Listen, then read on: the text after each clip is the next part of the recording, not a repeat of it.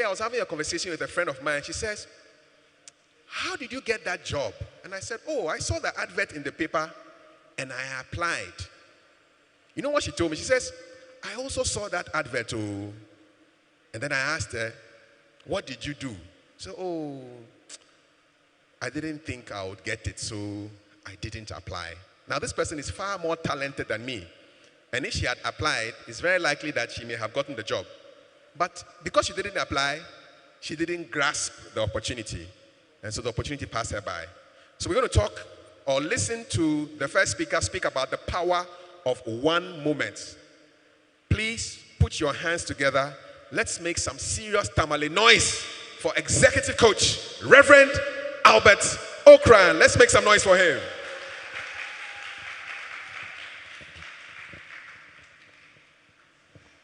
I love the reaction and thank you very much. Hello, Tamale.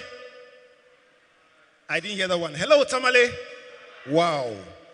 It's a beautiful pleasure to be here with you today, sharing with you on the Springboard Youth Dialogues. If you're a young person and you're excited to be here, why don't you wave your right hand? Give me a high five, virtual high five. Wonderful. I'm speaking for the next few minutes about the power of one moment. Let's say it together. I love that. One more time. The power of one moment. Today is a seemingly ordinary day. It rained heavily this morning.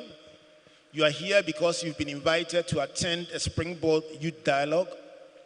But I have a feeling that 10 years from now, 20 years from now, you will look back at your life and say, this is probably the defining moment of your life. I have a feeling that somebody will look back some years from now and say, the change in my life started on the 3rd of June 2021 at the Radak Memorial Hall in Tamale. If that is you, put your hands together.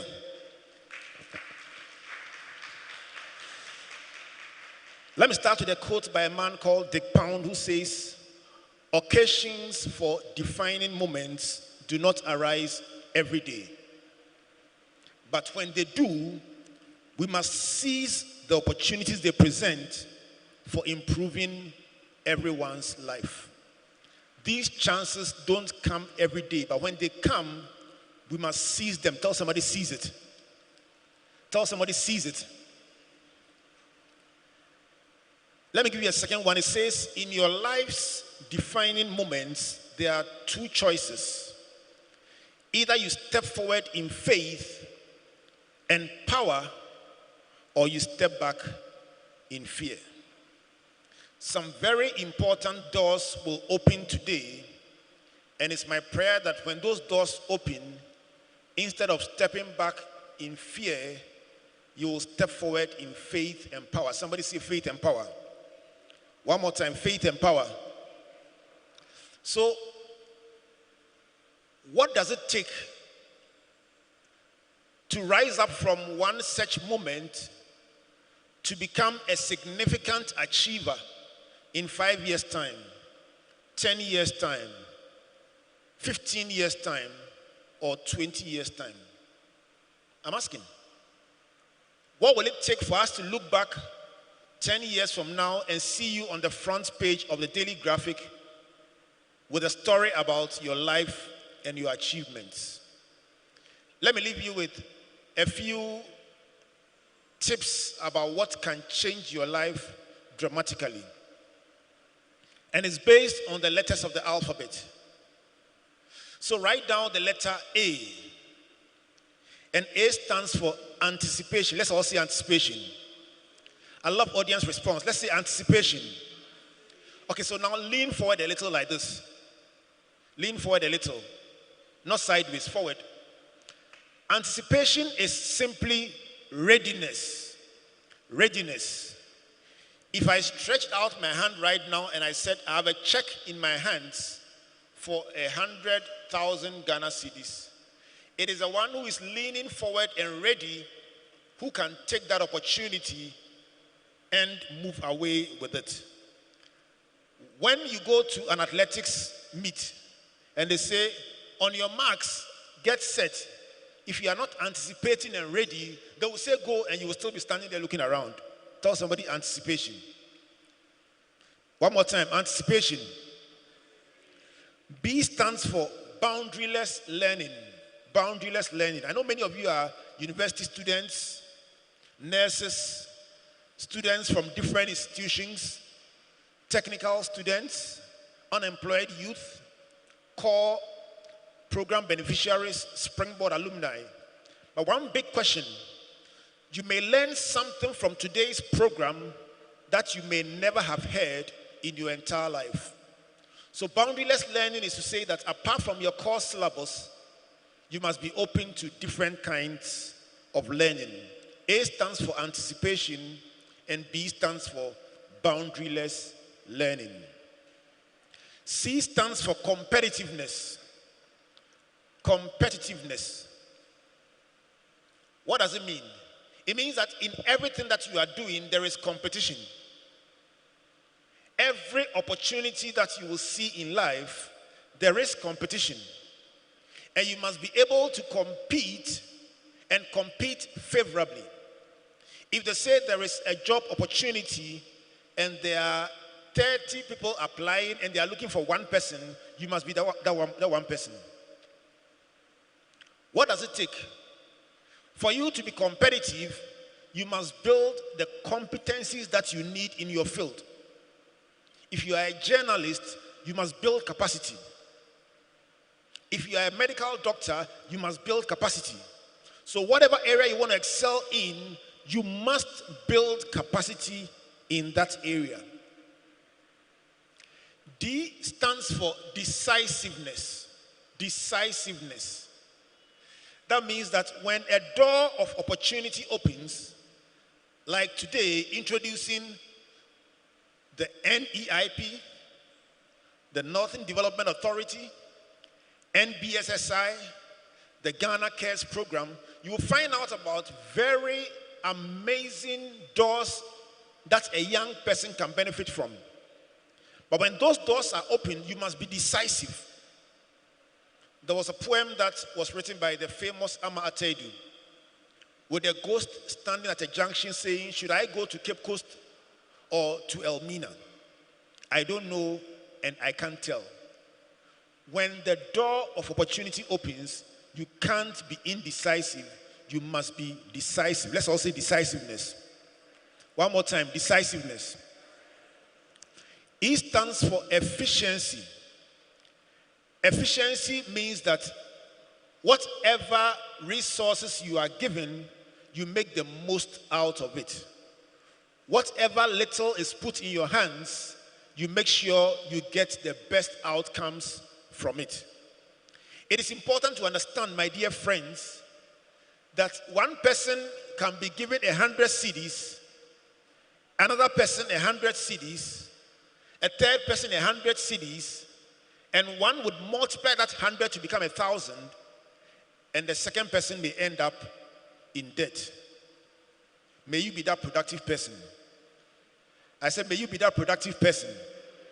So, efficiency is using your resources wisely to get the best results.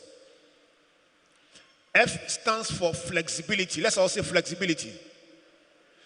Everybody stretch out your left hand like this. Stretch out your left hand.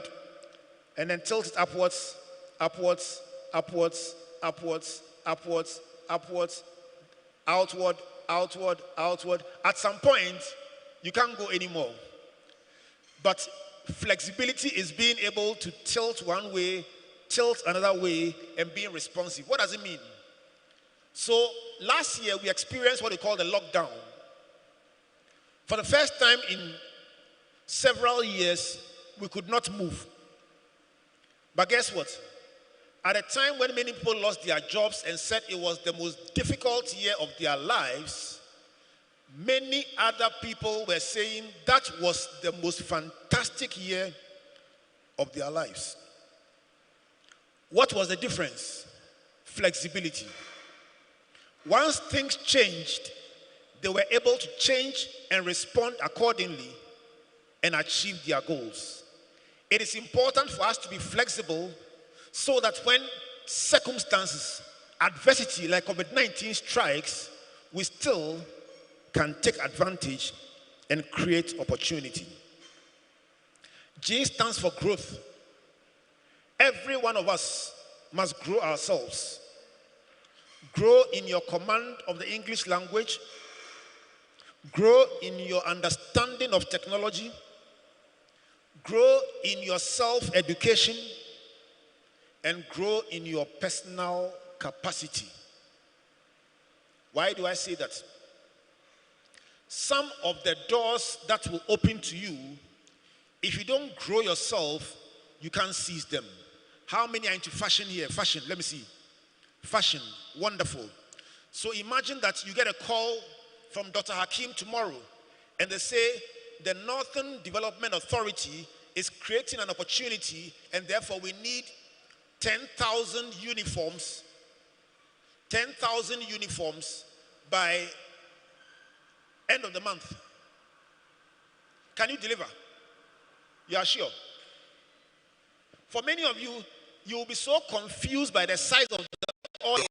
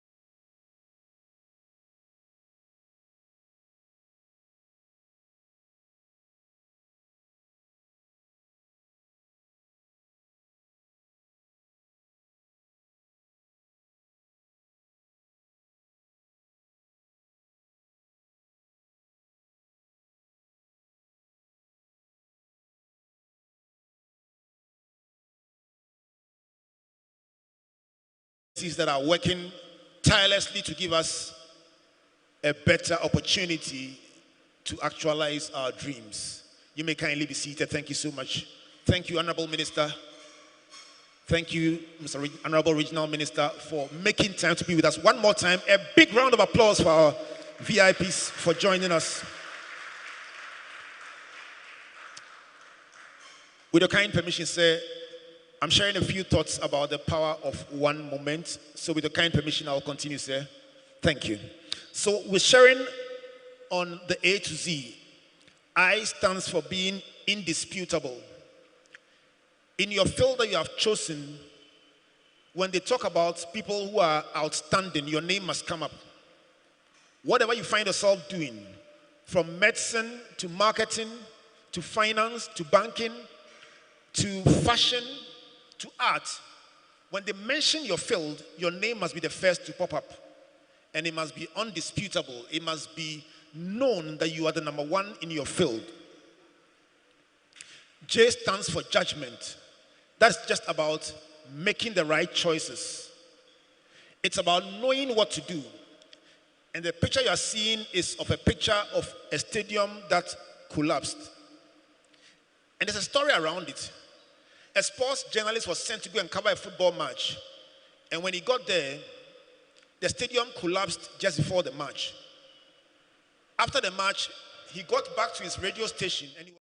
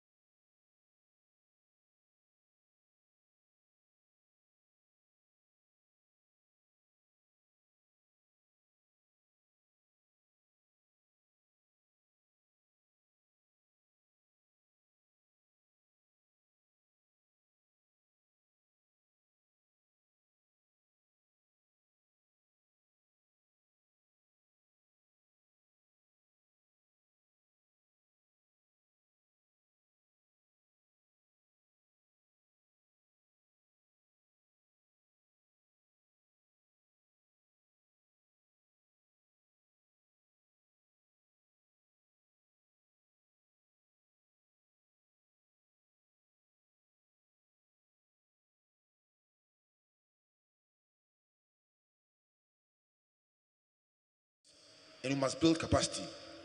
L stands for leveraging. When one door opens to you, you build one more thing, and then you add on one more thing. You start as a fashion designer, sewing uniforms. Then you go on to add one more layer and one more layer until you build capacity. Quickly to wrap up, M stands for measurement. If you don't measure something, you will never be able to tell your progress. Measurement is essential if you want to make progress in life. N stands for networks. In this room are young people. They may look like beginners, but in the next 10 years, these are the people who will be holding significant positions in our country, in the world, all over the world. So when you go to a function, build relationships and keep these relationships. Comfort and I are beneficiaries of some priceless relationships that we formed, some over 50 years, 40 years, 30 years, and 20 years. And we keep them. O stands for opportunity. In this meeting today, you will hear something that will trigger some thought. Look out for those opportunities. P stands for presentation skills. In a competitive venture, the way you present your ideas will give you advantage. Q stands for questions. Today, when a minister comes up, ask him questions. The tough, engaging questions on your mind, ask them and you will get answers. And the quality of questions you ask will determine the quality of answers you get and the opportunities that you will get. R stands for reinvention. Reinvent yourself every time to be able to move forward in life. S stands for Sheba. Anytime anyone hears about you and they decide to come and test your product or test your service, they must experience something so beautiful that they will tell somebody else about it. And that person would also come and experience your work. It is said that the testimony of a satisfied client is worth 15 times a paid advertisement. So a good testimony will open doors, like the Queen of Sheba came to look for Solomon. T stands for technology. Today we have probably just 100 people in this room, but guess what? Through the agency of the media, we have thousands upon thousands watching us all over the nation and all over the world. And that is the power of technology. U stands for uniqueness. Every one of us is unique in the way God has made us. Envy nobody and don't try to be like somebody else. Be the very best of yourself and how God has made you. VAIN stands for what I call the vital functions theory. It simply means that if you improve yourself in every area of your life by 10%, by the multiplier effect, in 1 year, you will see 100% improvement in your life. So 10% improvement in your spiritual life, 10% improvement in your investment, 10% in your career, 10% in your relationships, 10% in your health and fitness. Do some jogging, do some running, do some walking. 10% in your soft skills and 10% in your learning. 10 upon 10 by compound interest will give you 100%. W stands for win-win. In everything you do with people, think about win-win, not about yourself only. X stands for the X factor. Something that makes you unique, that makes you stand out, and that makes people look out for you. Y stands for a strong desire, yearning. Every morning when you wake up, look forward to life and look forward to seizing your opportunities in life. And then finally, Z stands for zest. COVID or no COVID, wake up thankful that you are alive. Challenges or no challenges, wake up with joy in your heart and a determination that as long as you have life, you will push forward and you will achieve great things. Once again, on behalf of the Springboard Roadshow Foundation, let me say a big thank you to you all for coming. And I trust that this interaction will equip you with the tools and the opportunities to be able to go out there and do some amazing things. I am thankful for one very special, very, very special, historic fact that the Springboard Dialogues, the maiden edition of the Springboard Dialogues, is happening not in Accra, but here in Tamale. If you are grateful to God for that, put your hands together as we welcome Kafui to continue.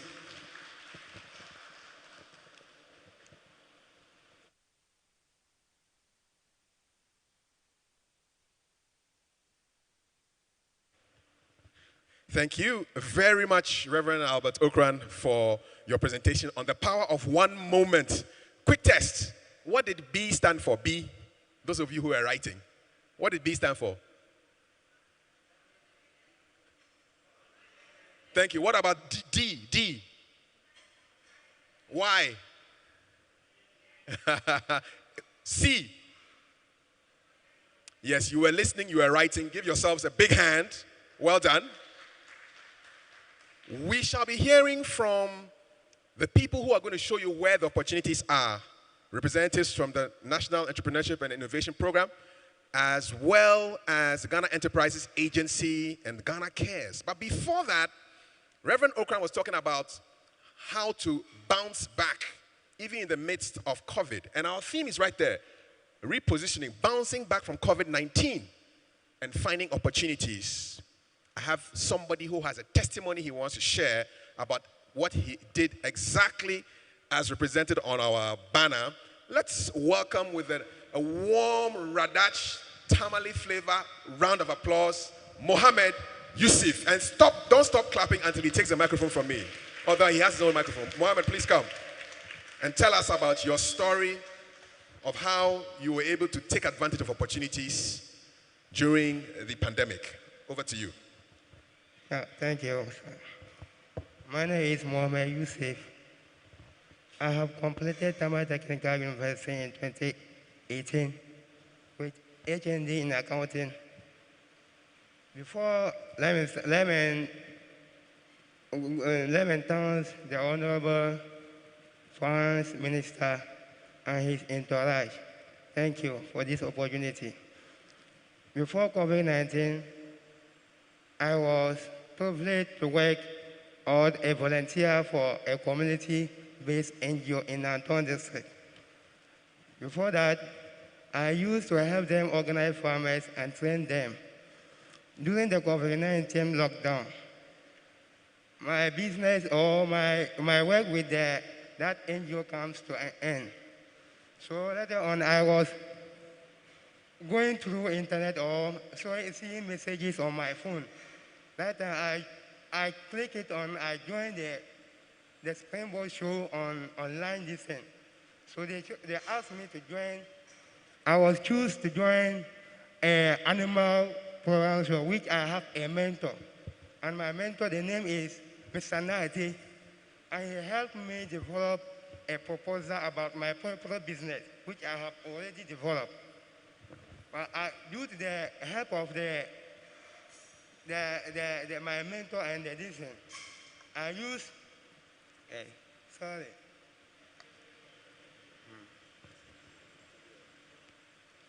I was able to mobilize some resources and start the business more.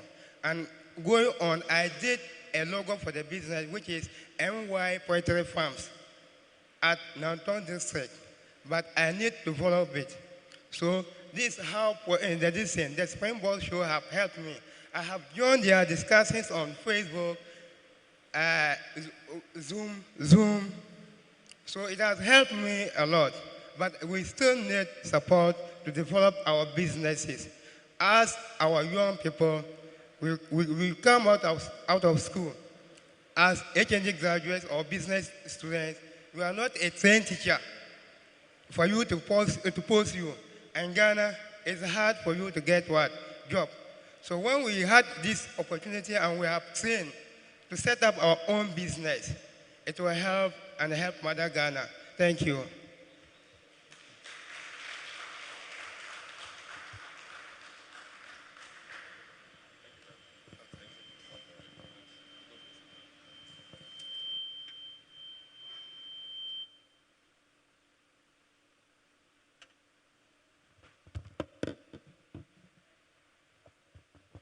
we're praying for the day when we'll stop walking around with masks. You know, you're wearing a mask and then you can't even see whether the person is smiling. Only you have to look at the person's eyes to know that the person is smiling. But it's also good because if you go to a place where the presentation is boring and you're yawning, nobody can even tell that you're yawning. But hopefully the presentations today will not elicit any yawns from you at all. Thank you very much, Mohammed Yusuf, for sharing your testimony about listening, grabbing an opportunity, and not just leaving it there, but taking advantage, taking action, and it has helped. I think he deserves more love from you. Let's clap for him again. Mohammed, thank you so much. And now, we want to introduce you to a couple of opportunities. And up next is Director for Business Support Policy at the National Entrepreneurship and Innovation Program. And he has 3 minutes to introduce to you what is available. And then we'll talk later during the program at a breakout session where you can go into depth. But let's welcome Franklin Osu Kakari from the NEIP.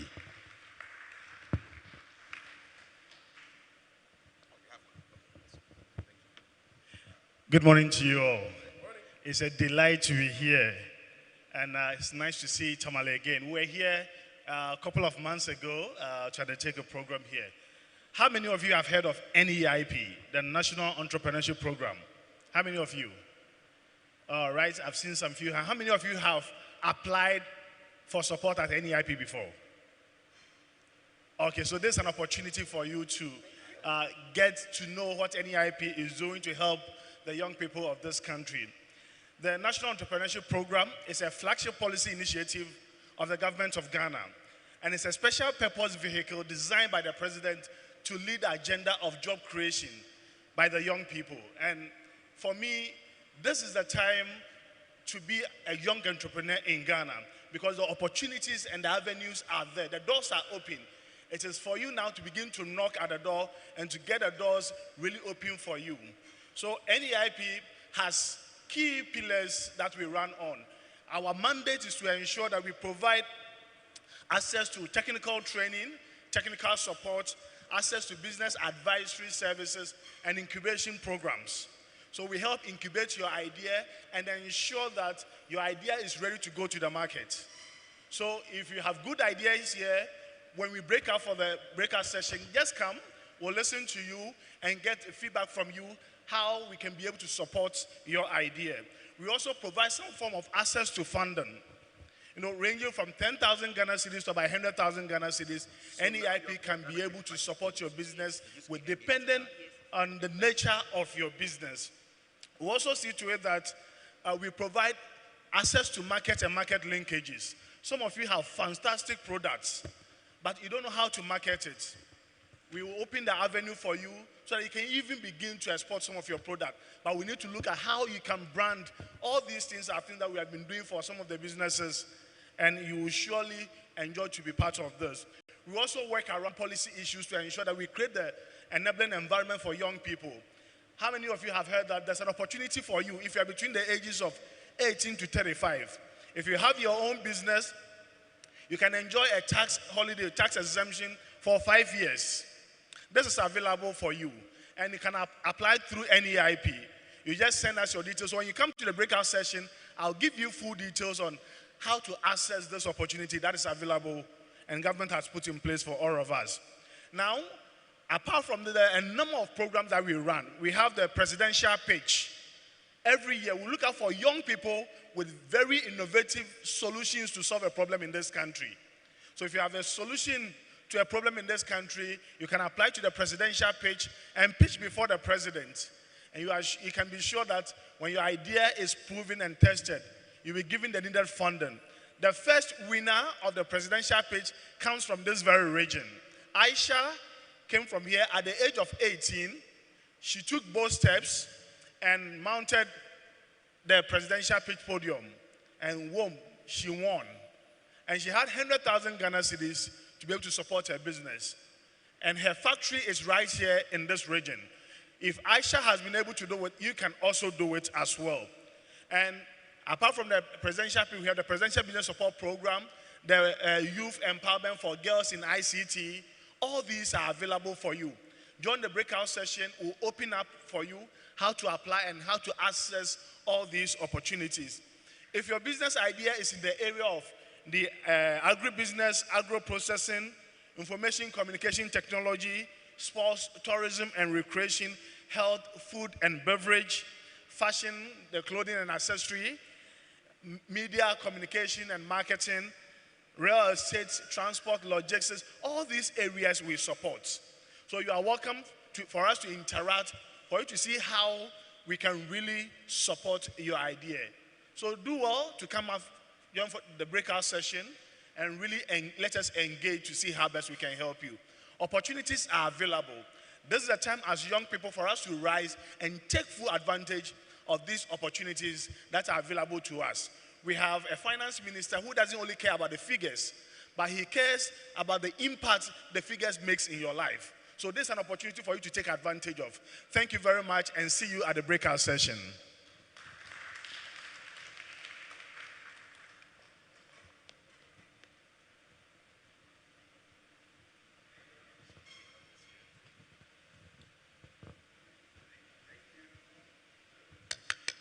Thank you.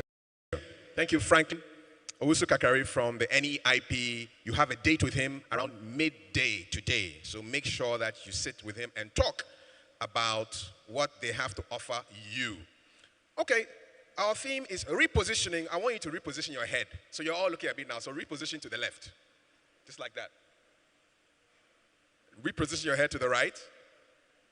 Yes. Tamale, I heard you were very active. To the left. To the right. Up. Down. Thank you so much. The next speaker comes from an organization which had 5 letters in their acronym, NBSSI. It was formerly called the National Board for Small Scale Industries, and they've now repositioned to a nice, customer-friendly acronym, GEA, standing for the Ghana Enterprises Agency. She is currently Assistant Director at the GEA and Acting Director for Women Empowerment, Women Entrepreneurship Development Department at the GEA. For 3 minutes, let's listen to Philomena Norman from the Ghana Enterprises Agency. Philomena, please.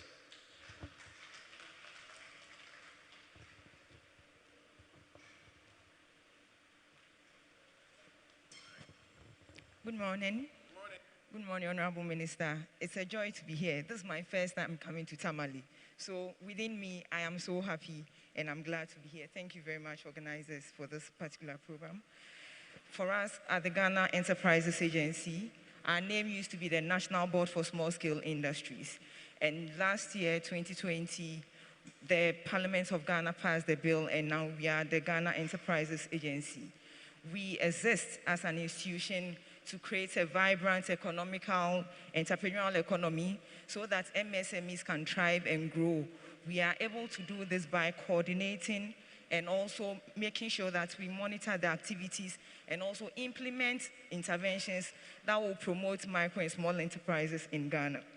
For us to be able to realize this, we have our head office in Accra, and we also have 190 district offices across the country, and also present in all the 16 regional capitals of Ghana. And also, when you come at the district level, we are called the Business Advisory Center or the Business Resource Centers. We have the regional managers at the regional offices who have oversight responsibility of all our activities.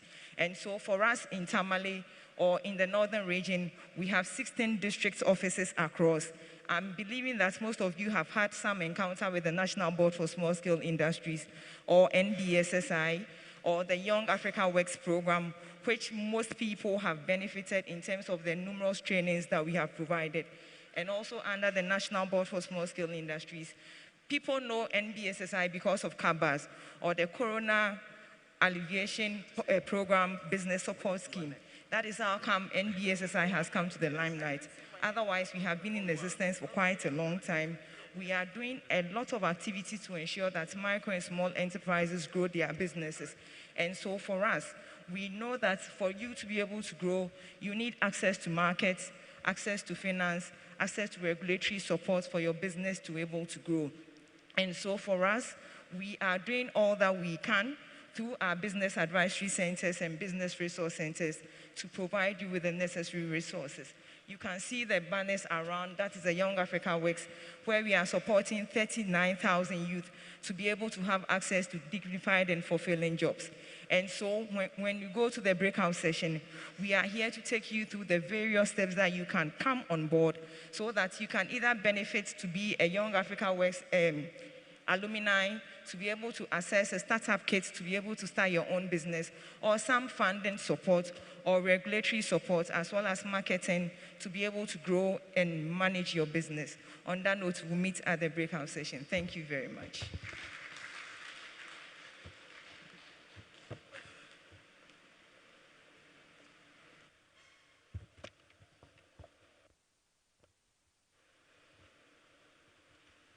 Thank you very much, Philomena Norman from the Ghana Enterprises Agency. Please take this number down. It's for you to send your questions. If you have any questions to ask Reverend Okran on his presentation or the Honorable Finance Minister when he speaks, the number to put down on your phone is 0544 315161. 0544 315161. And that's a WhatsApp number where we'll be taking all your questions. Okay, so let's spell CARES right now, C-A-R-E-S. C is for COVID-19, A is for alleviation, R is for revitalization, E is for enterprises, and S is for support, C-A-R-E-S. There's a Ghana CARES program which you want to be very, very attentive to listen to for opportunities that may exist for you. And the person to bring up those opportunities, for brief introduction, she is currently the coordinating director technical at the Ministry of Finance, and she's with the Ghana CARES Obantapa program. Let's welcome Eva Eselba Menz.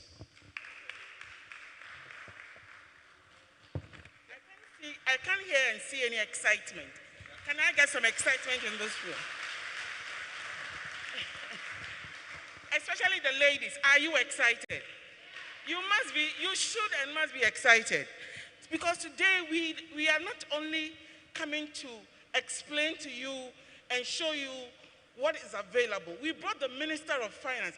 I wish I had seen the Minister of Finance when I was your age. Can I see some excitement here? So here we are in Tamale to bring you good news. Good news in the sense that we are not just sitting in Accra, preparing a budget, launching documents. We are here to engage you, to listen, to tell you about the 100 billion program that has been launched to turn around the economy, to change your life. You ladies sitting back, right looking at me now, this program is designed to transform your life.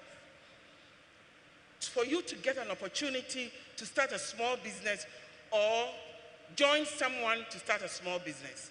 This opportunity will be in the area of agriculture, in the area of industry, in digitalization. If you want to start a small business, this is the time for you. So don't sit quietly like it is another event. This is not another event. This is an event, a lifetime opportunity for you, a historic moment that you should not waste. And so I want to implore you, take advantage of this moment. Take advantage of today. Mark it in your diary. Say, today, my life will turn around. Is anybody listening? The ladies, are you listening? Because I know that when you get an opportunity, for the rest of your generations, you are going to have a change. So I'm focusing on you. All those ladies who are here, please, take your time, listen. When is the breakout session?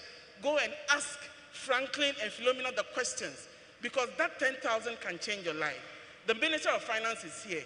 How often do you get the Minister of Finance traveling around? We don't have it. I worked at the ministry for 30 years. This is the first time the Minister of Finance is coming to Tamale. So you better take advantage. The NDA bosses are here. So anything you need, any question you have, today is the day. So don't miss this opportunity. Thank you, and we'll talk some more.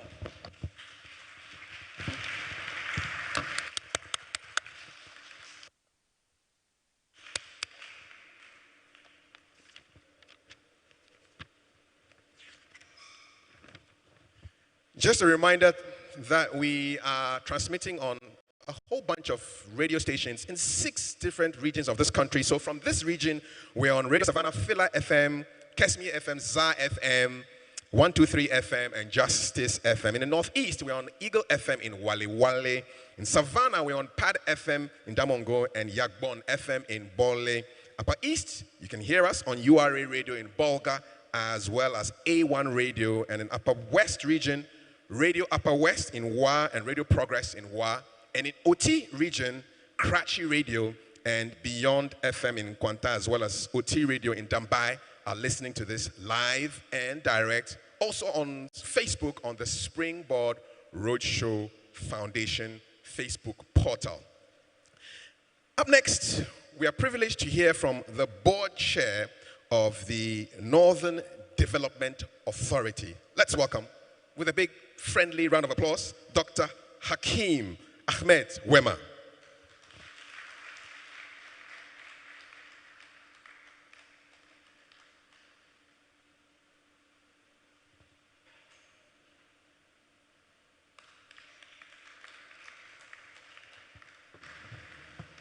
Good morning, MC, and thank you very much.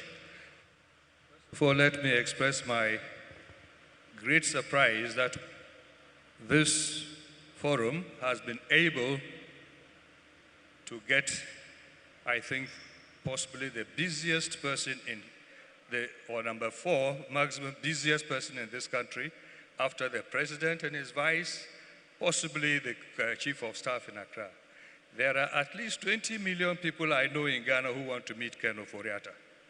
Honorable Minister, we are delighted to have you here. And on behalf of the forum, I want to also thank you for coming to this. And the dynamic Madam Eva for making it possible for NDA to be here. I would like to just give this forum speaker now to my chief executive, who would want to tell you in a few words how NDA is and can be relevant to the foundation and to the rest of you young folks here who want to do business in this in the part of the country. So, Honorable Gambila, please come over and take this from me. He is our acting chief executive, and is actually Ghana's, I'll call him Excellency because he's Ghana's ambassador to Burkina Faso. Please give us a round of applause that we are the first development authority that has a CEO who is actually an ambassador. Thank you very much. He'll give you the few areas we can cooperate with. And indeed, we are just surprised that we were not even involved or we didn't even know about this program. We would have come here with a bit more specific things for you, but I'll pass the parole to Honorable Gambila. Thank you very much.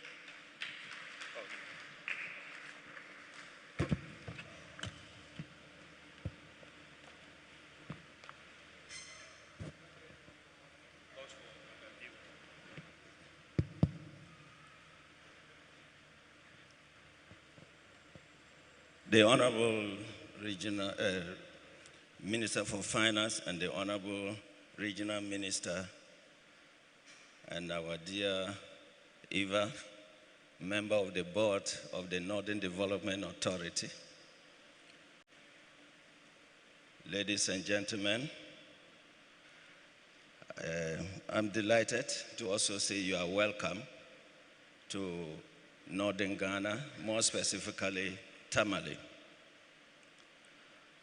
For those of us who are visiting for the first time, I believe your visit will enhance the quality of your future decision-making with issues relating to the North.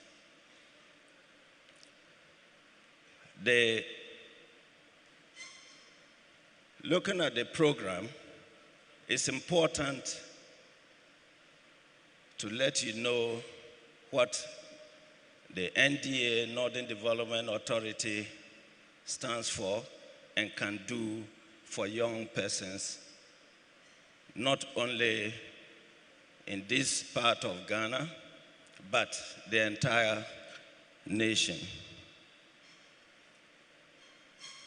First of all, the Northern Development Authority has a long history. It dates as far back as 1954, but most of the young persons do not know. As far back as 1954, in Ghana, we had the Northern People's Party that won a kind of majority next to the Convention People's Party. And the minority parties then decided to merge to stand against the majority, CPP. In the arrangement of the merger to form the United Party, which is the UP, and SD Dombo, who was leader of the MPP and others, agreed to let Dr. Busia lead the minority. But the MPP at that time, that sort of asked for a special future compensation. And what was that? It was that in the near future, if the United Party came into power, what the MPP wanted done in the North was to establish or create an entity, a vehicle that would sort of accelerate the economic and social development of the northern part of Ghana to close up with the southern part of Ghana. So that was in 1954. Fast forward, President Kufuor came into power, revisited this 1954 idea, and created the Northern Development Fund. Fast forward, in 2010, our NDC government created the Savannah Accelerated Development Authority. Then, in 2017, the real originators of the concept came back to power under His Excellency President Nana Addo Dankwa Akufo-Addo. And we had 3 authorities created: the Northern Development, the Middle Belt, and the Coastal Belt. So, the Northern Development Authority has the mandate under the Act 963 to accelerate the economic and social development of the entire northern sector, that is the 5 regions, and has other functions so numerous that affects every corner and every entity of the system. Ladies and gentlemen, it is therefore important that the NDA is integrated into most of these programs to enhance local content support. So we are located here in Tamale, and we have a master plan document, a real master plan document that has been developed for long-term economic and the social development of the entire northern zone. It will be my privilege to hand over this document to our Honorable Minister of Finance, because we believe that document is the secret to what is happening here today. I wish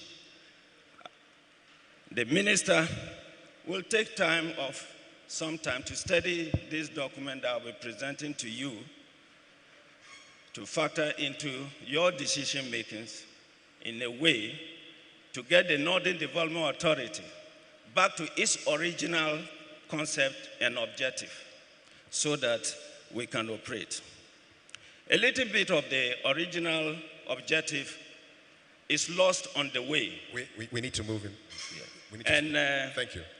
It has created a lot of youth problems in the northern zone. And if we are unable to capture and control that, whatever input we make to the youth in the zone, no matter where it comes from, it may not really achieve the needed objective. At this point, I want to hand over this document to the minister so that it will enhance and develop the program here we are dealing with. Thank you so much. Thank you. And God bless us all. Thank you, sir.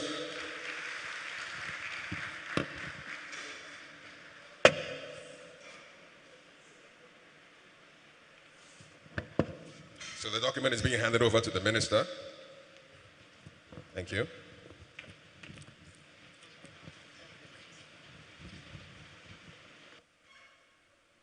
After which we shall have a brief goodwill message from the Honorable Northern Regional Minister in the person of Honorable Shani Al-Hassan Shaibu.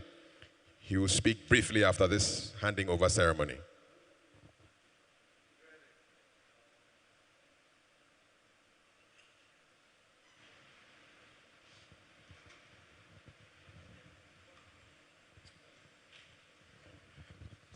Thank you very much. Thank you. Honorable Regional Minister, please. That's your microphone. The Honorable Northern Regional Minister has a brief goodwill message for us as part of today's program.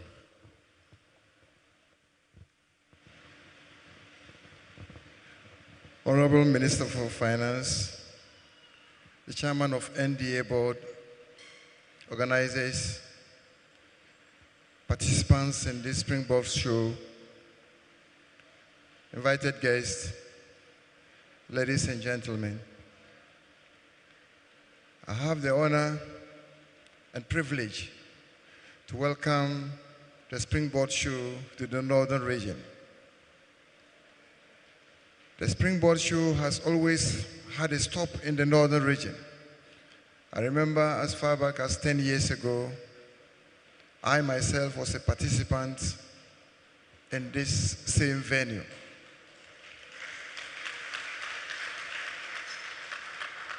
And I would, on my own behalf, and on behalf of the chiefs and people of the Northern region, welcome the Springboard show back to the region.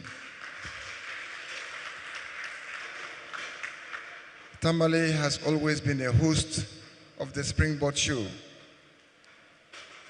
And I think that the organizers have always found home here. And that is the reason why they've always been here. Much as we are very happy to have you here, we would also want to have the full benefit of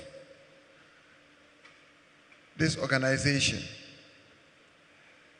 The Northern region is a very deprived area that needs more attention.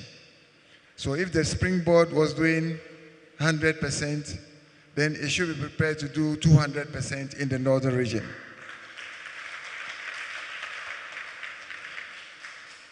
A lot of youth need empowerment. A lot of businesses need empowerment. And I think that I will impress on the organizers to always make Tamale one of the beneficiaries of this Springboard show.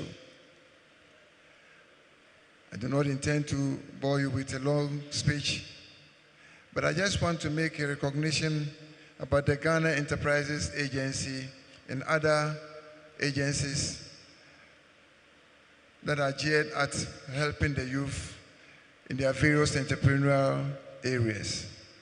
And I also want, on my own behalf, want to appeal to the Finance Minister to make resources available to these agencies so that the activities of those agencies would be enhanced. I wouldn't stop saying, without the mention of vocational skills training, if the organization could also have a look at that area and fashion out something to the teeming youth who could be trained in some special skills that would enhance the business enterprises that we so much desire to see triumphing. And on this note, I'd like to welcome you once again to the northern region, or the northern part of Ghana.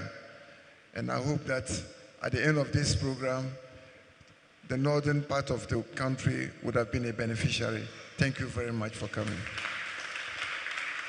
Mposia, thank you, Honorable Minister Shani Al-Hassan Shaibu. Now for a spot of poetry, and our performer is a writer, a teacher, a speaker, and her performance is aptly titled Opportunities. Let's welcome Amuafua Sefa Cecilia.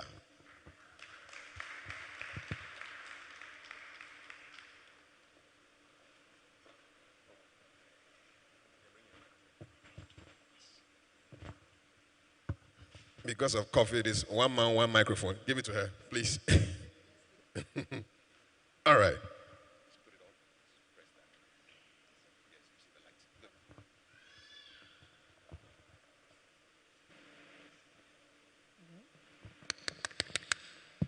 Okay, it's okay. Well, because of Corona, we have to be very careful. Anyway, if you're happy to be here, say, welcome the Northern Light. Oh, you don't know that Tamale is the Northern Light? Actually, I'm from the Northern Light.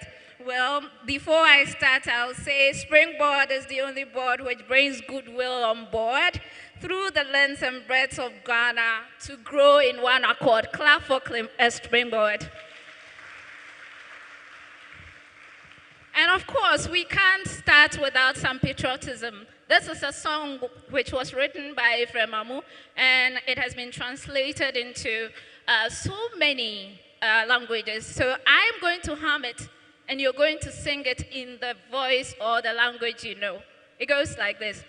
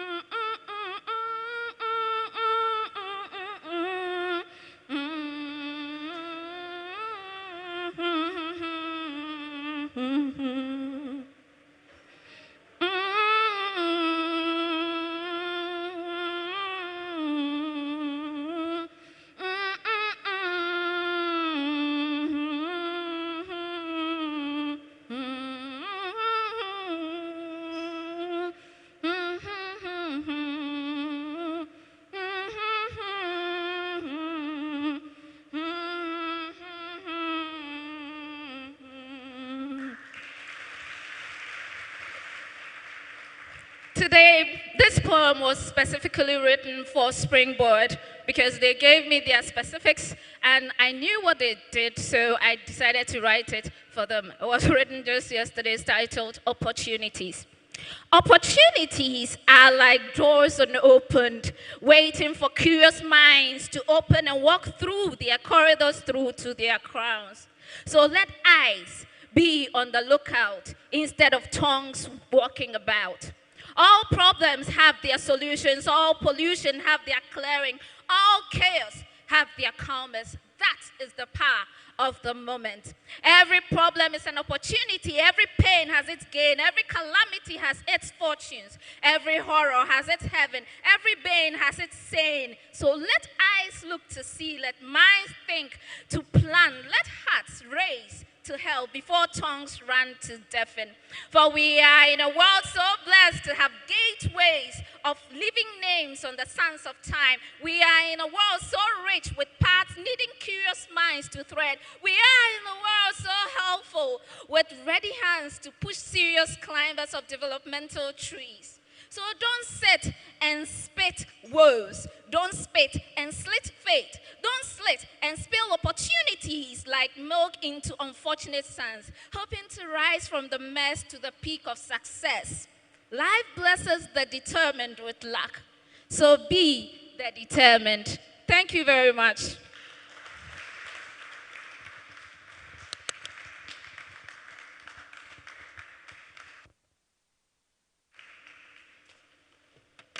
Thank you very much, Amorfwa. That's the first time in my entire life that I've heard Yanara Assassini being hummed like that. But it worked. So let's appreciate her.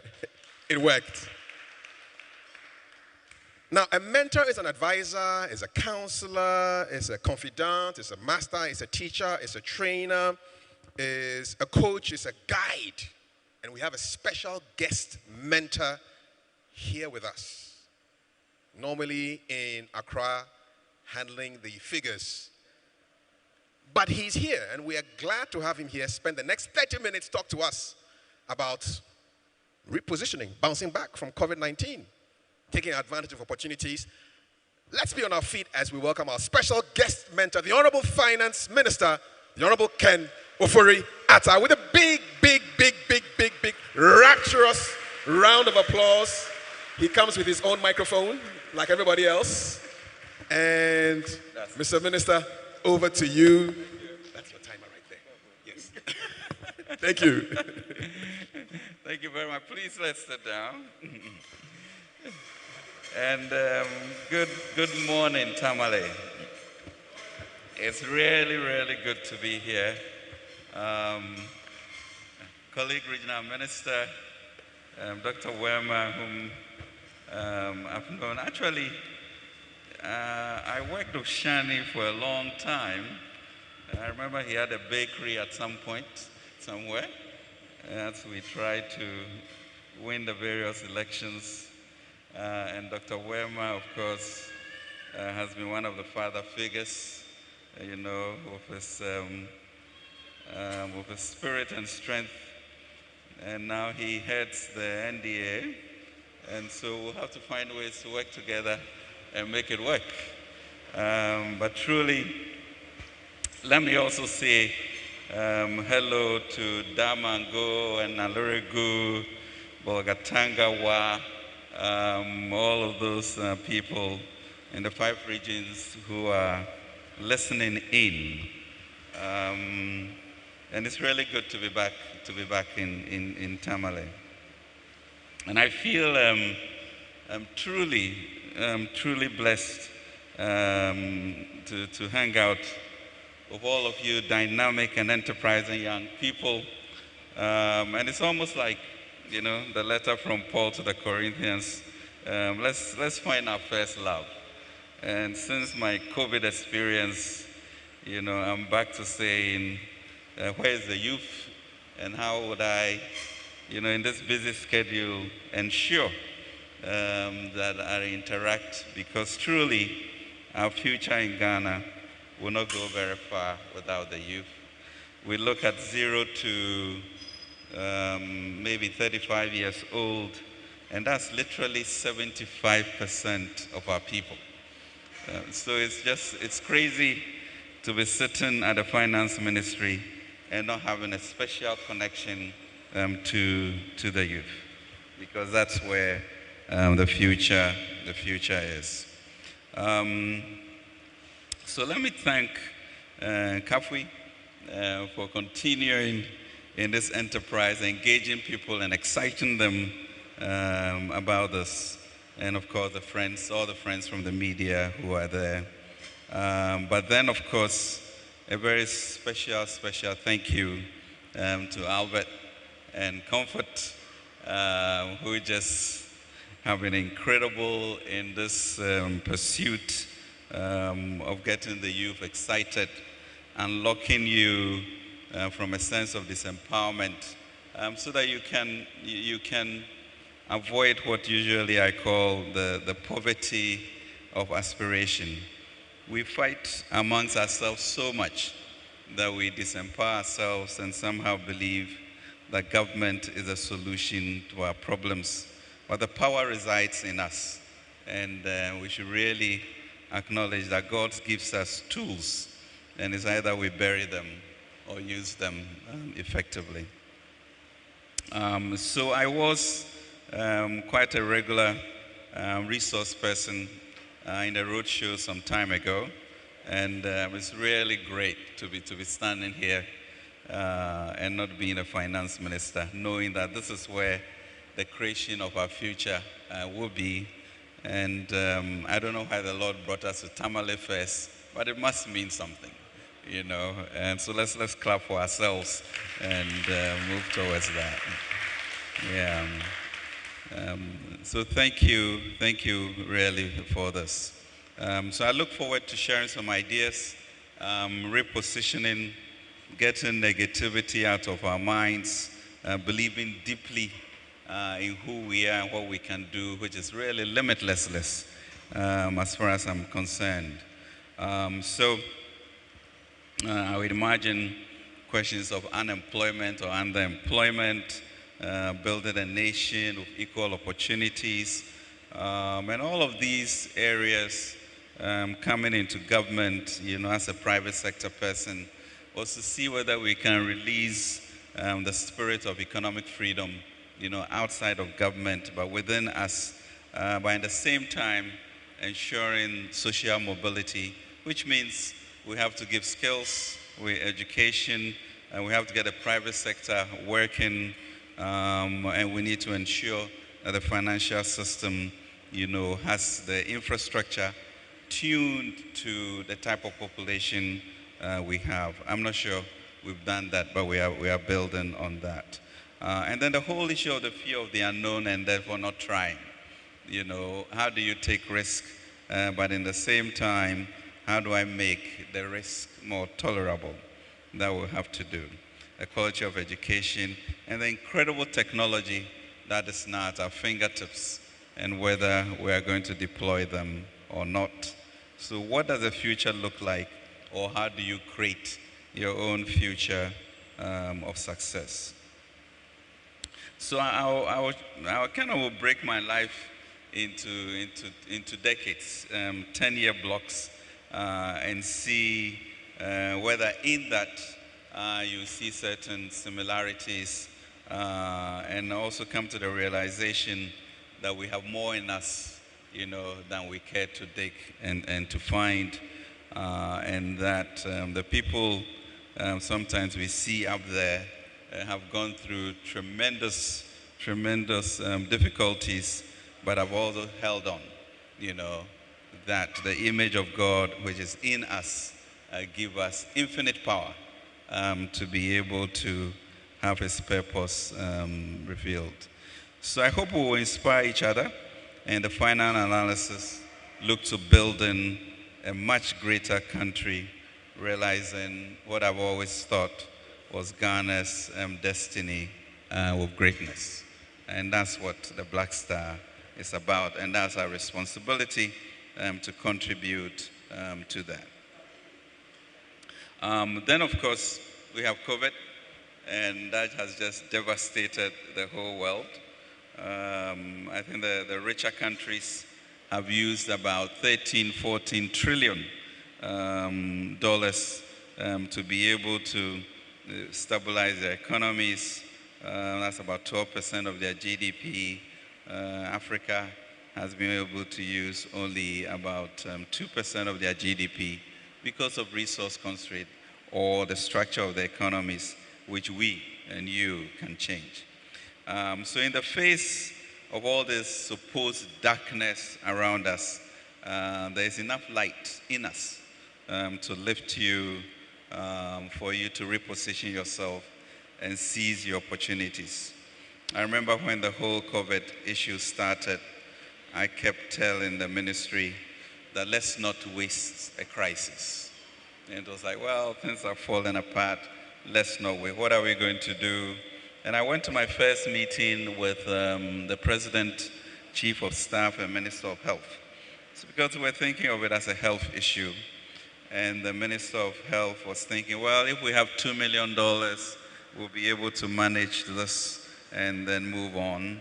And the President listened and listened and listened. And just before we got up to go, he said, Mr. Finance Minister, I want you to look for $100 million to tackle this thing right from the beginning. I'm like, whoa. You know, one little meeting leading to 100, but he was convinced that not only were we responsible for saving lives and being very different than other countries, but also ensuring that the economy continues where it should be, to make sure that we recover faster than most. And I think we've done a pretty credible job about that. So I would attempt to go through a little background on myself. Is it showing? Yeah? I can see it here. They are giving me time. So I'm Ken, and most people really do call me Ken. And I really want to come back to my first love of engaging young Ghanaians. And you can find me at the Ministry of Finance if you are lucky to break through, you know, the throng of people and security that's there. But that's where I reside. Okay. So a little bit of a background on me, and this is the 10-year cycle that I was going to be talking about. So the first 10 years of my life, well, I was born, you know, out of wedlock.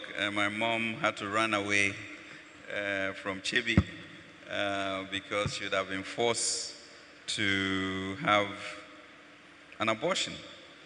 And she was dead set as a Presbyterian not to get involved in that, but she couldn't quite stay there.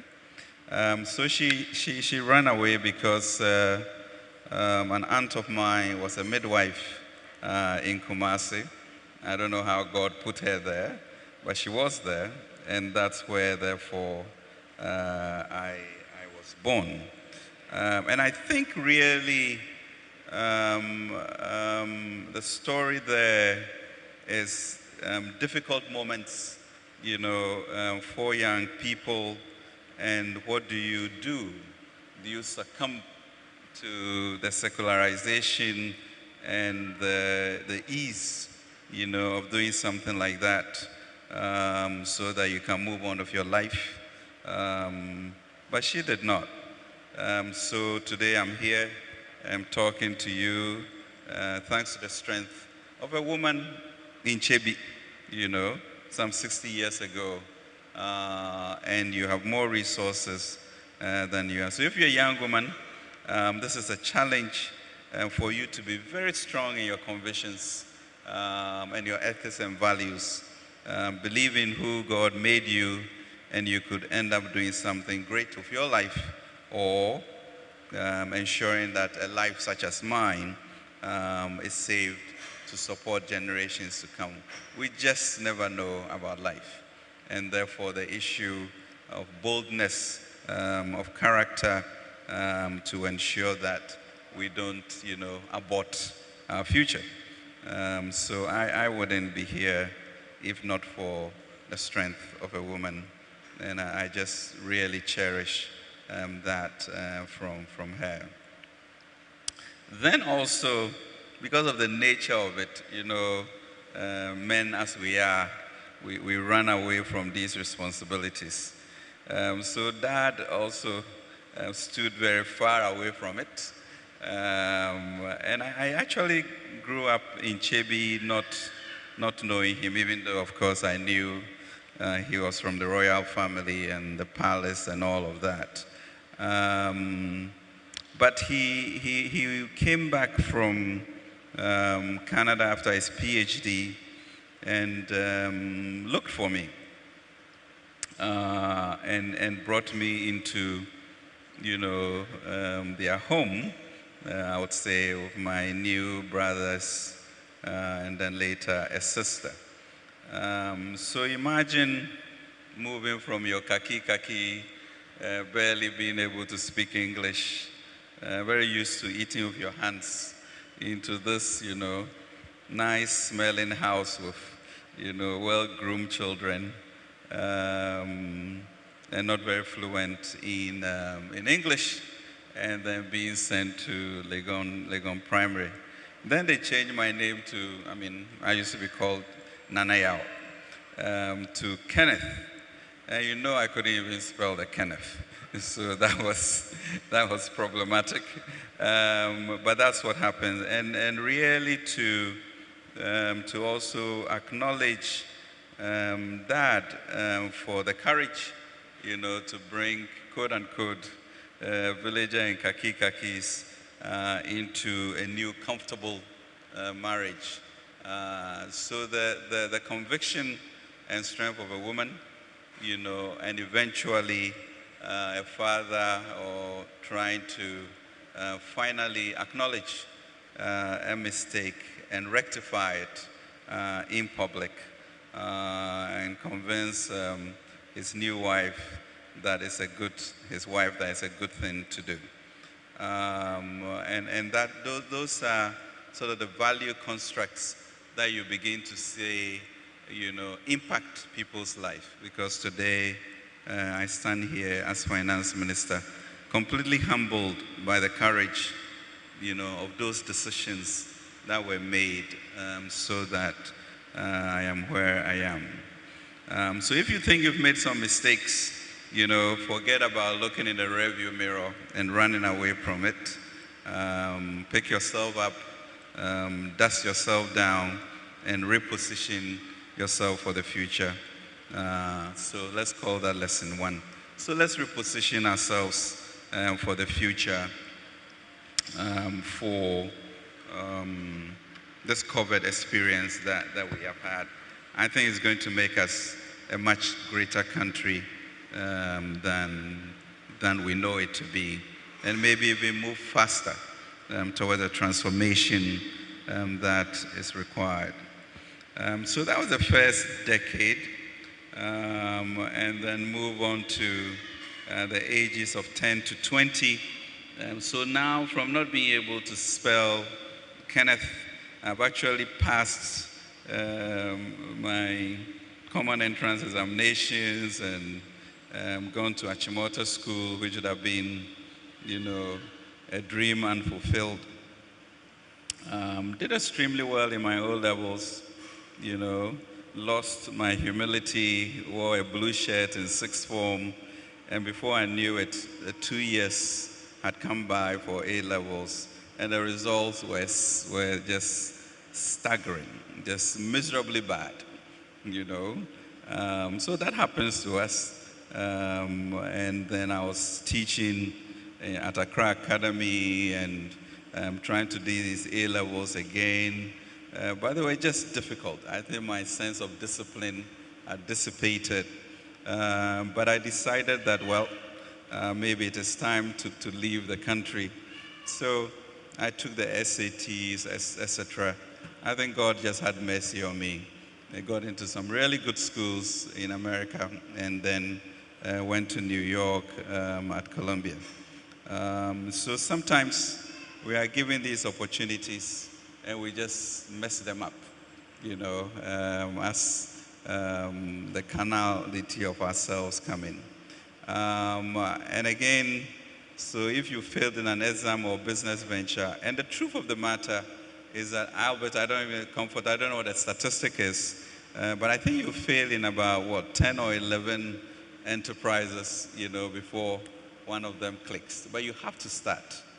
You have to start and go through those failures so that you are burnished, you are strengthened, you understand it, the passion comes into being, and then, finally you get your handle on something that is sustainable. So then so you have to have the faith in yourself and the confidence to do what you want to do. And that really is a lesson that we should not eschew. Avoiding this whole issue of the poverty of aspirations, you know. And sometimes I listen, I'm not a very big person on listening to the radio, but given the position I'm in, I do hear tidbits. But I think we as a country are just fighting ourselves so hard, you know, that we are even depressing our own sense of initiative. And we're giving up easily. Well, you have to know somebody before something happens. Well, the economy is bad, you know, so that we are not even getting out of bed, you know, to continue to strive. And Solomon did say it, a little sleep, a little slumber, and poverty will hit us like an armed robber. And that's where I worry. I was driving through Accra last weekend and seeing all these developments. And I'm saying to myself, you know, we are fighting, we are not starting our businesses. This thing that we claim is a very difficult economic circumstances. Foreigners are moving in, seeing how good it is. We wake up in 10 years, and then Tamale will be owned, not even by Southerners, as we usually think, but by foreigners. And it cannot be. It cannot be, because we are fighting and not recognizing the tools that we have within us. So it was literally 10 years in America, you know, going to school and then being blessed with opportunities on Wall Street, which really opened one's eyes, you know, to what big money does and what the capital markets is about. You know, you're almost like, you know, training for the future without that realization. But then at 30, I was an athlete in school. I actually used to run for Greater Accra in my days in sixth form. And so I went to do the New York Marathon. It was in November around the 7th. And, you know, by the time you finish the marathon, you certainly can't go to work the next day, you know, acid in your body, and you just need to. So I'm in bed at home, and then it just suddenly struck me that, hey, you know, you might be stuck in this country forever. And is that what you really want? And it got me into a very depressive mood. You know, at that time, of course, you know, you are dating an American. Life is very good. You know, young man on Wall Street, nice apartment, enough money to do whatever you want, and just a good time. But that day, something happened. And then I started thinking about it. Then I had a visit from Prof. Kwapong, who used to be the Vice Chancellor at the university. And he looked at my lifestyle and was really bemused by it and said, you know, aren't you coming home? What are you doing spending your skill set in another country? How can someone, and I was really shocked because nobody really had talked to me like that. You know, I was expecting for him to congratulate me on how well I was doing on Wall Street, etc., etc. And he was not looking there at all. So that shocked me. And then, of course, in remembering my own question when after the marathon, I began to ask, you know, myself, what is this? I mean, I'd left Ghana in August of 1980 and had not been back, you know. So I decided to come home to sort of come and see what was happening. And it was quite a shock because the familiarity of being home and being comfortable was something that I had forgotten. And I got back to New York completely restless. I was not a big Christian at that time, so I was a little rudderless. And the question was, So what are you going to go home to do? After all, you just don't get up and go. But I'm sure if I was reading the Bible at that time, I'll remember that Abraham just got up and went and created, a whole generation of people. But it was discussions I then had with Kelly and Togbe Afede and a few friends and said, well, maybe we should just risk it. Let's go if it works, And I'm saying I'm not going to do something that if it works, if we are going, then we are going, and cut these ties so that you truly are stuck there and you do what you are supposed to do to make it work. Because after all, between the education and the skill set of what we had seen and the network that we had should tell you that the power lies within you to change your circumstances or to use your circumstances to your advantage. So the question then becomes, when do you recognize somebody as a mentor, or when do you listen to advice, which may sometimes be really difficult to do, but important if you listen to it at crucial moments in your life. And that's what should be done. So think through it, all the people you are meeting, and really the positive aspects of things that you are encountering, and you realize that maybe you can turn it into, a lodestone for yourself. So I then, decided that, well, maybe it's time to go. Fortunately, at that time, somebody also introduced me to my wife, Angela, and she was completing her PhD, and I was dead sure that she was not interested in coming to Ghana. So I said, I think I want to move to Ghana. She was in Vancouver, I was in New York. To start something, maybe in the stock market. She's just looking at me, staring at me. Are you crazy? So, of course, I was expecting her to say, well, we'll see you, we'll talk by phone, etc. And she just looked at me and said, yeah, why don't we go? I'm like, damn. And so now I have to go. I have to go to Ghana. So that's the power of influence, finding a good partner and listening to each other so that you can progress. But along the way, there'll be help. So there'll be the Professor Capons who will come your way. When we started the business, no resources. There's Mr. Faridonko and Fred Owari, Ishmael Yamson, etc., who sort of gave us opportunities, to ply our trade. So, we always remember Romans 8:28, and we know in our heart that all things work together for good for those who love God, for those who are called according to his purpose. And we are all called to that because his image is in us.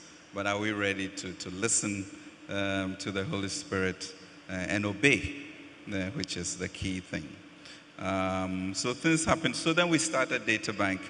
And the issue of DataBank, it's how do a number of returnees decide to start an investment banking firm in one office in a cousin's construction company, the address being Kantamanto, and having no money. That's dead for a bank of any nature. But that's where we started. And it says, do not despise small beginnings. So today, DataBank is what? Has 500,000 clients. is managing close to $1 billion equivalent of offices around the country, etc. And that was from one office in Kantamanto, and later with a loan of $25,000 from Afare Donko and Fred Owari to start a bank. Then the amazing thing that happened as we were searching for business, that we went to the central bank, to give them some tutorials on investing money. I mean, the bank was not interested, we're too young. And when we finished, 5 of the employees said, oh, why don't we give you, can you imagine the sense of an insult? Why don't we give you 5 cedis each? So there are 5 of them, so 25 cedis, and see whether you can manage it for us. And you really felt like, after all this money I've seen on Wall Street. But we humbly took it and then used their initials to form what we call the EPAC Mutual Fund. So that's how it started. And said, okay, let's use this seed to do that. And today, of course, EPAC is Pan-African, the best performing equity mutual fund, on the continent, etc. So you come back to your own humility of not despising small beginnings and respecting what the Lord may be testing you with, So what do you have in your hand that you are not acknowledging or you feel is too small? And what is the multiplier effect 20, 30 years later, and the influence you have in your society? Because the 5 people, you respected them, they were older than you, they could be your parents, and you did not go and bury it, but said, well, if there's a talent the Lord has given us, and this is what we are going to start with, let's just do that.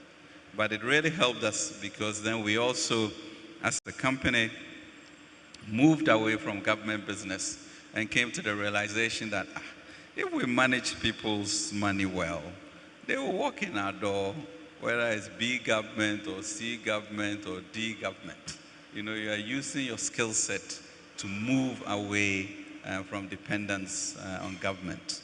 And by God's grace, we were blessed with that. So we have to think through, even as we are thinking of a business, how it will impact, our society and where we are, makes people's lives better, show them a new way.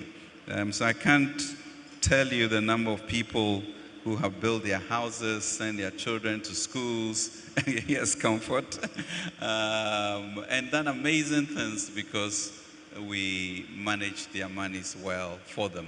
And we started with a number that, looked ridiculous. And this also is at a time, when you come from Abrochi, they expect that, you have a big car, etc., etc. And your colleagues, from A levels, were now, senior general managers of their Audis, etc.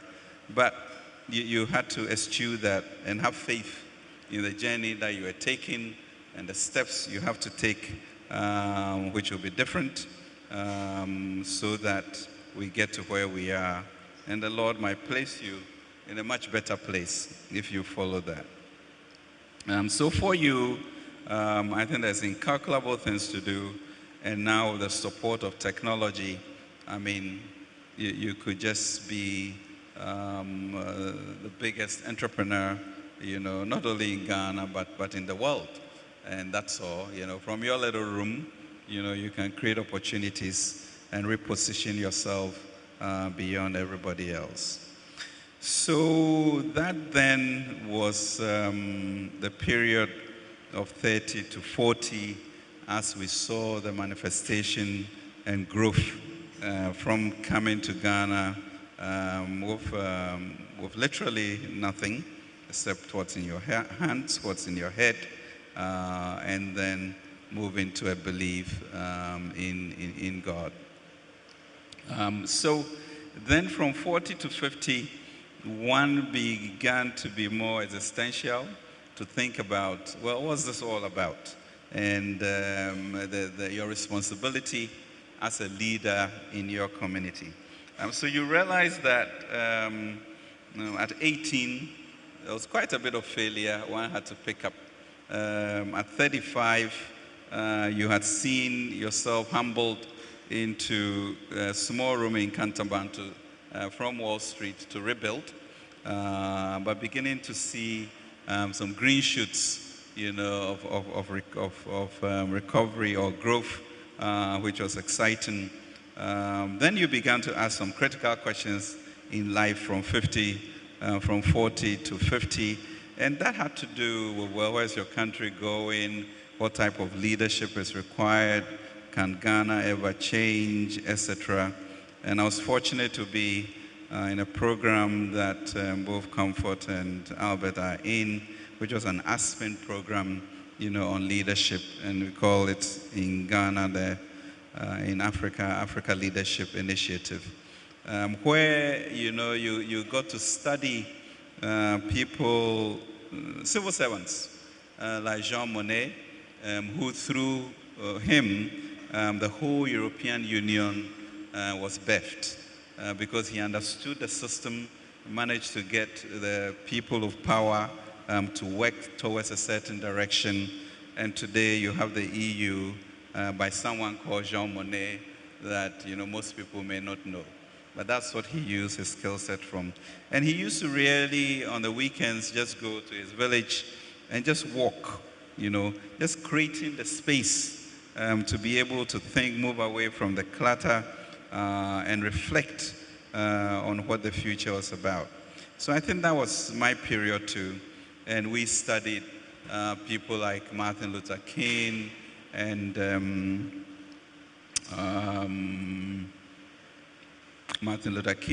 Gandhi, Mandela, etc. And you begin to realize that they all had intractable, difficult societal problems, but they found a way to know their society more than most.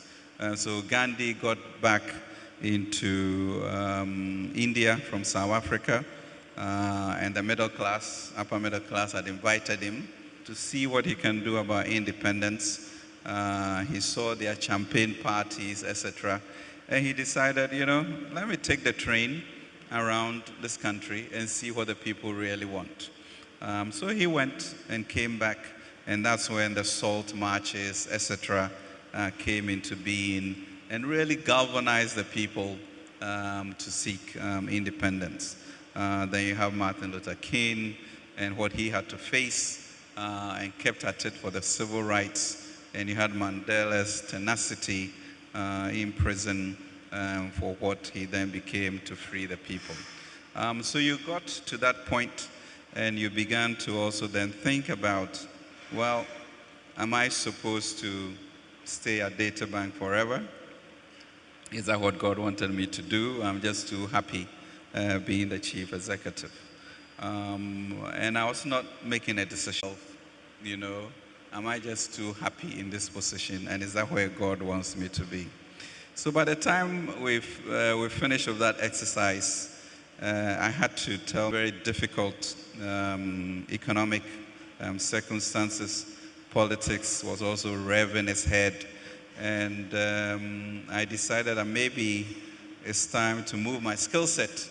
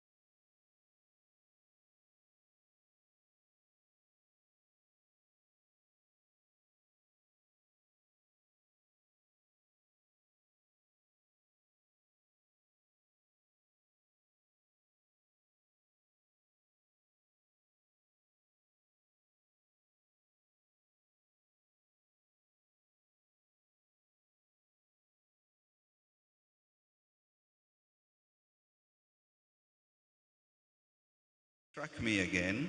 The first big incident was the embolism of blood clots, which led me to make some monumental decision to switch. And then this time, I had COVID, which got really bad post-COVID, 40% mortality, etc. And it was also that period, in February, March, that I began to ask myself, what else am I supposed to be doing? And it just kept ringing, what is your first love? And that is, come back to the youth, see what you can do to change people's life and fix the financial landscape. So that really now is the calling that I have. And it's just really wonderful for this opportunity, for Springboard, for this dialogue to begin and to be part of it, giving me the opportunity to do that. And therefore, I'm going to really move the ministry to find solutions to this most important group as to what the future should be. I think the woes of the COVID, we all know, and we just have to understand that we don't waste a crisis, and how best are we going to do it, and really to eschew the poverty of aspiration. Don't get the radios and the debates to get to you. There's more in you than anyone else, Stick to looking, as the Christians would say, to the face of Jesus and forget the waves. And you will walk on water. You'll be able to walk on water. So that's where we are. I think the next page, maybe. So we've gone through, if you look at the economy, somebody changing?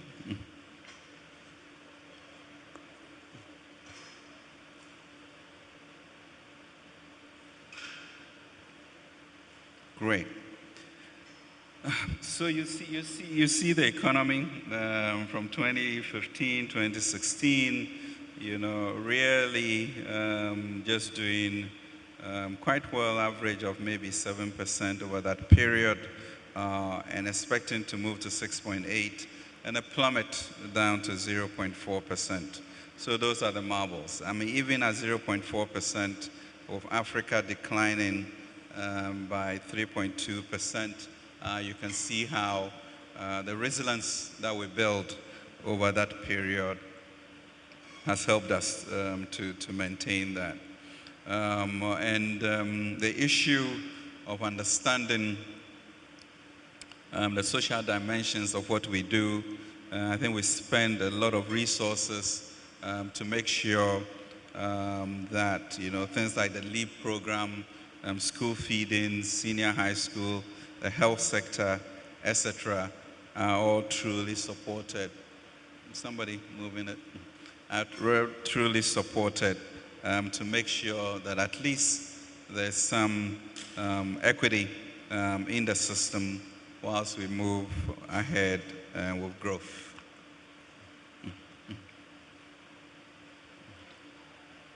So with the COVID experience, I mean, we've had to move in both from the central bank and ourselves to make sure that there's SME support. The banks have more leeway to be able to give more loans even in this time, and GRA also giving some forbearance to make sure that there was space for businesses to operate.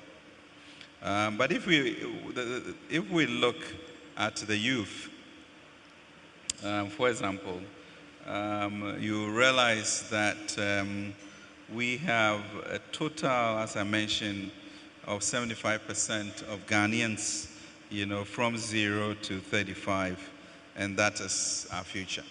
And most of these people, at least in Africa, we have about 16 million people coming into the workforce every year, and 83% we are unable to find jobs for, which means entrepreneurship and finding ways for you to have the nimbleness, the access, the skill set is really the only solution.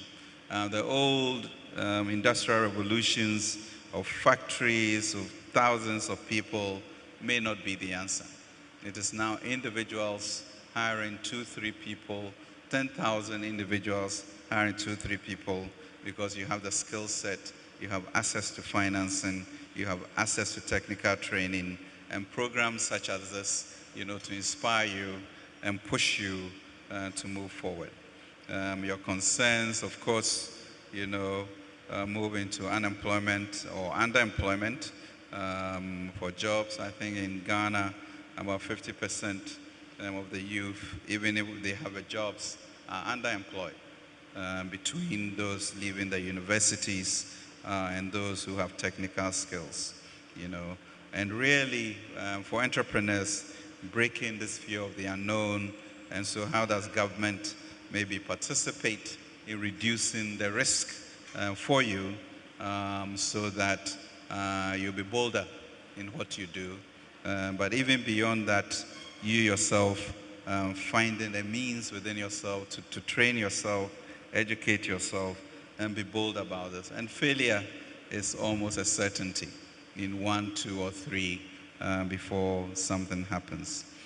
So we have been very deliberate as a government on the issue of economic freedom. How do you skill people, get them through school, and build a confident society so that people can pick themselves up and move. And then we very boldly tackled the financial infrastructure because truly it was bankrupt. Some 4.6 million depositors stood to lose all of their resources, and we had to step in. So we reduced the number of these banks and these microfinance institutions and savings and loans, etc., and had to spend some 21 billion Ghana cedis on that. But today, if you look at the condition of the banks, they are much, much stronger than they were, and therefore more capable of helping you.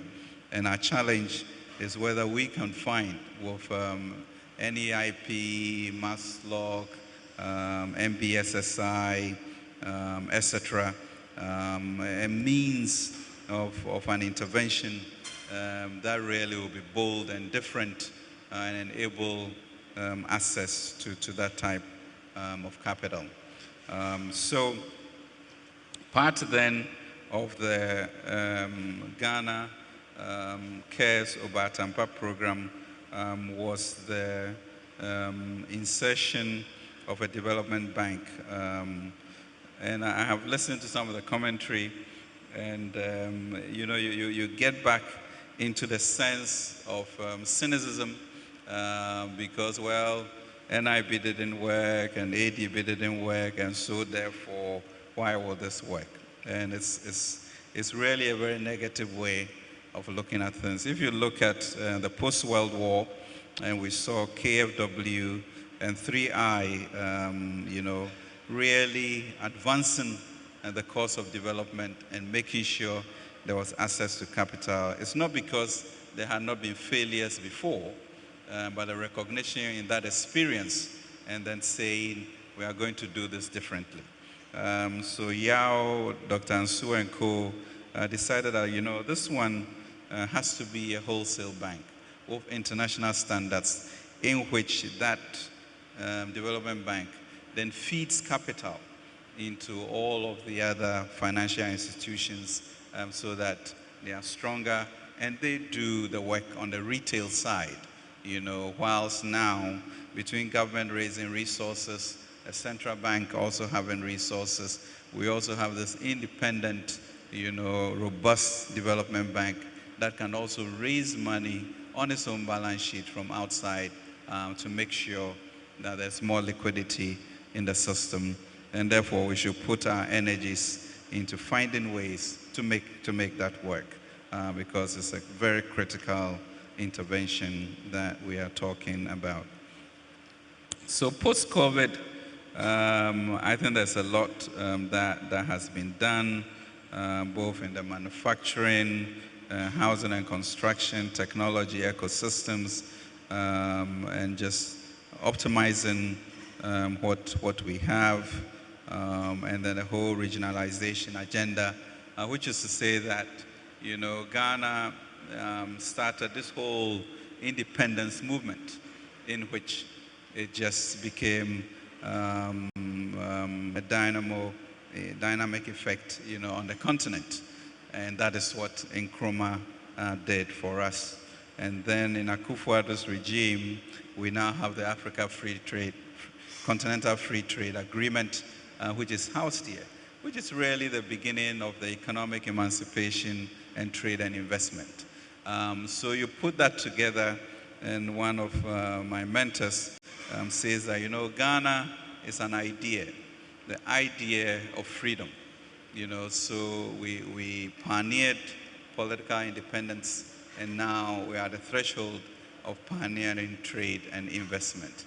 And once we begin to understand the special nature of our country, we won't let, people argue us out of this greatness and with destiny that is upon us.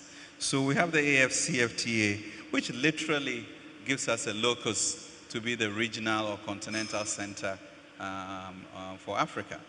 And we can pretend that it's not there, we cannot use it properly, but truly this place should become a regional hub for manufacturing, for financial services, for tourism, etc. And that's the type of vision we should have so that we'll have the greater country. When the ambassador was talking about the 1954 agreement between the Northern People's Party forming the United Party, and it really was illuminating to me because when President Akufo-Addo started campaigning and I was helping with strategy, he said, you have this invisible line that seemed to have drawn between Brong and Hafo, just coming east to west and then coming down through the Volta, which seems to be creating a sense of a different country. But that line has to be broken. And how can you do that? So we sat and began to think about it. But he, of course, is a student of history, so he knew what he was saying. And I was thinking more in economic terms. I said, so what will happen if you change the sense that the northern regions, territories are the backwater of Ghana into changing it into the nucleus and center for the Sahel? Suddenly you are looking at not even 30 million people. You're looking at northern Nigeria, the Sahel, etc., of close to 100 million people. If you then put the investments in there, what then happens to you? You've extended your market share, your size, everything. And that then was what we were going to do, but we lost the elections. And they saw that document and came up with the Savannah, which of course flopped in its sense. So the issue of responding to that 1954 commitment was something President Akufo-Addo was well aware of, and that was the reason why we developed a program to really just change the tables and have migration now coming from the south instead of the north going to the south, and then the Sahel, so it becomes a real economic pillar of our growth. So I'm glad to get this document, and we certainly will work on it. It just falls within the historical context and really focusing on all the resources that we have that we should be using in a positive way. I think the Ghana Cares program, Eva has excited you about that. But essentially, a quarter of our GDP, I think is the boldest program that the country has ever seen. That's 100 billion. And our challenge is to ensure that the economic engines, are developed, skills are developed, strengthen businesses, push digitalization, find ways to get the taxes we need to support our growth. Because 30 billion of the 100 billion has to come from GRA and the 70 billion from private sector and outside support, But in the end, we need to create an ecosystem for the youth that is really changes the system that we are working with. It's scalable and it's also structured. And in there really has to be financial and technical support because we have to turn the youth dividend, which is the engine, into something that really powers our growth. And that really is a value proposition for us as we sit and get into these compacts. And we have seen the power of these relationships when we got into a social partnership with labor and employers so that they participate and give us input into our budget. And we got into a partnership with the faith-based organizations so that the lockdown period, they also came through in the distribution of dry goods and also gotten into them to work with NEIP to support skills training in some of these churches. So it is obvious that we have to come out of a system with the youth in a very strong and bold way, given the impact that you should and must have if we are to protect our future. So the youth dividend, turning into a value proposition that puts us beyond other countries is what we have to do. So I'm hoping really to learn a lot from you, but I hope that the connectedness, would occur as we sit there.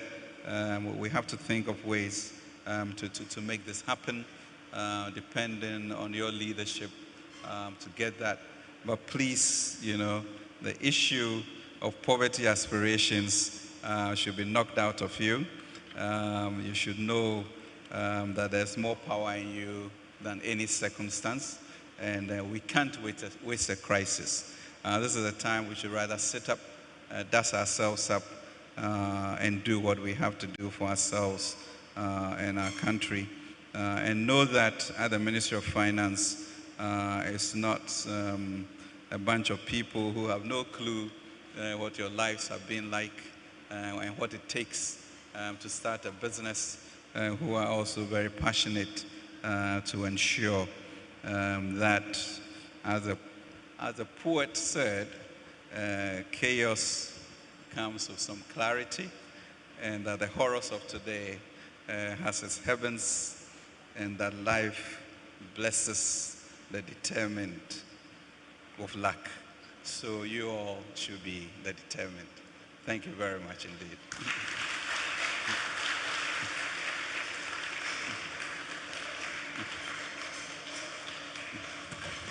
Thank you. Thank you so much, our special guest mentor. Thanks, guys. Thank you very much. And we're going to go straight into a Q&A colloquium, which will be moderated by Reverend Albert Okran. We've got questions that we want to pose to the minister on how the youth can navigate their way through the COVID-19 difficulties and find opportunities to develop their business and their careers.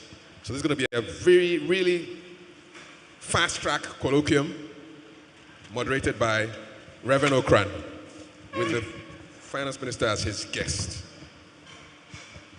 Thank you very much. Kindly be seated. You can keep this here. So thank you so much, Honorable Minister, for those insightful thoughts. Very inspirational. It's Ken. Ken. Yes. Thank you very much, Ken. Let's put our hands together once again.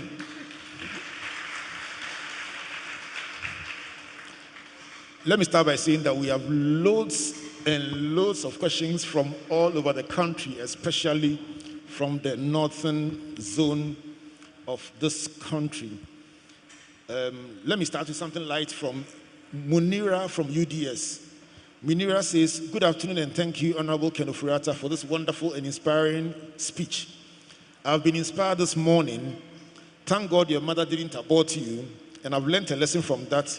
And my advice to young women is that abortion is never an option. If your mother had aborted, you wouldn't have had such an inspirational person like you. So that's from Munira from UDS saying thank you to you, sir. So let's go on to Sule Hiba Tulahi, a pharmacy student from UDS Medical School.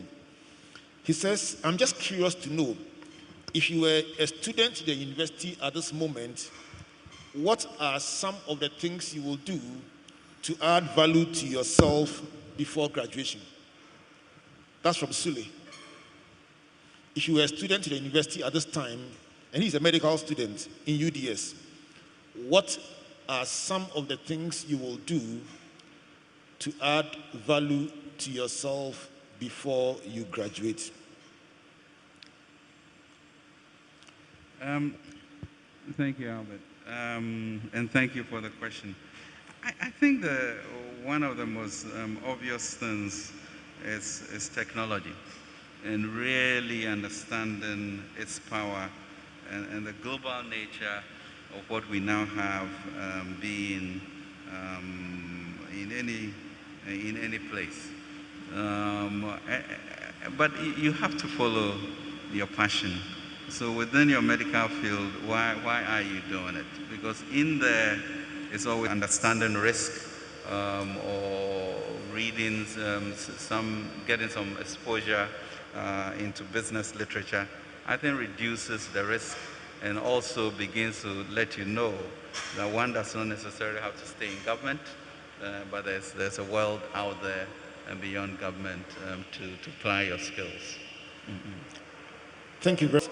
Is being done about the fact that youth unemployment is stuck at the same level as during the depth of the Depression? Yeah. Nkumpala is worried about youth unemployment and what's being done about it. Yeah, I think that's essentially why we are here.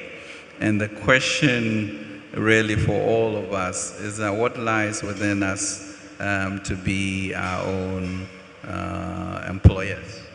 And this is the reason for Springboard.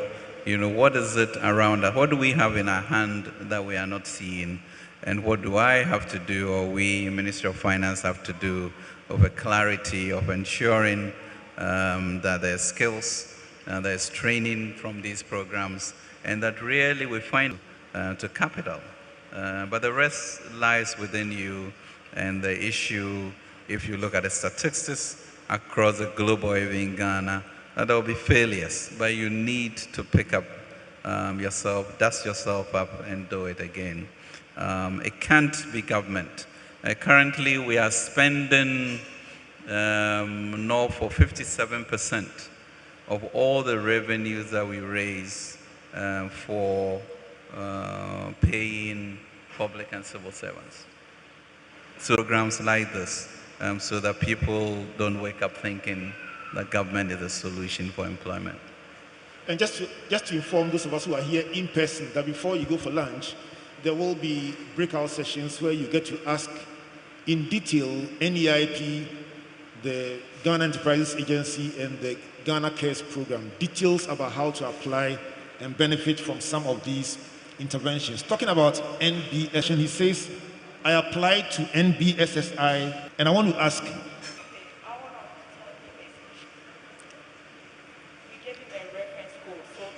We have an office in Damongo. He can always go there. Polonio to go to the office in Damongo with its reference code. Reference code. Thank you very much.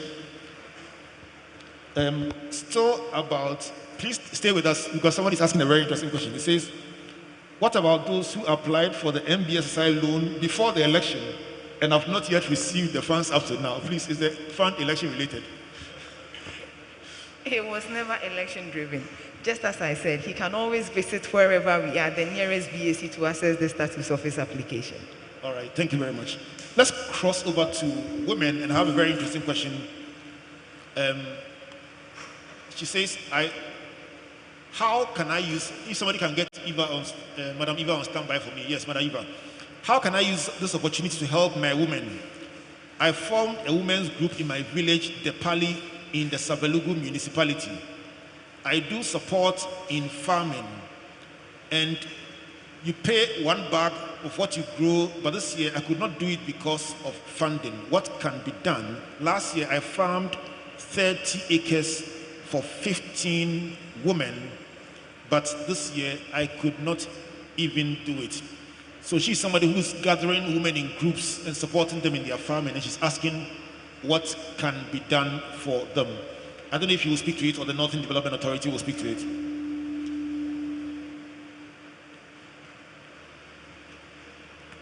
Was the question to me? Sorry.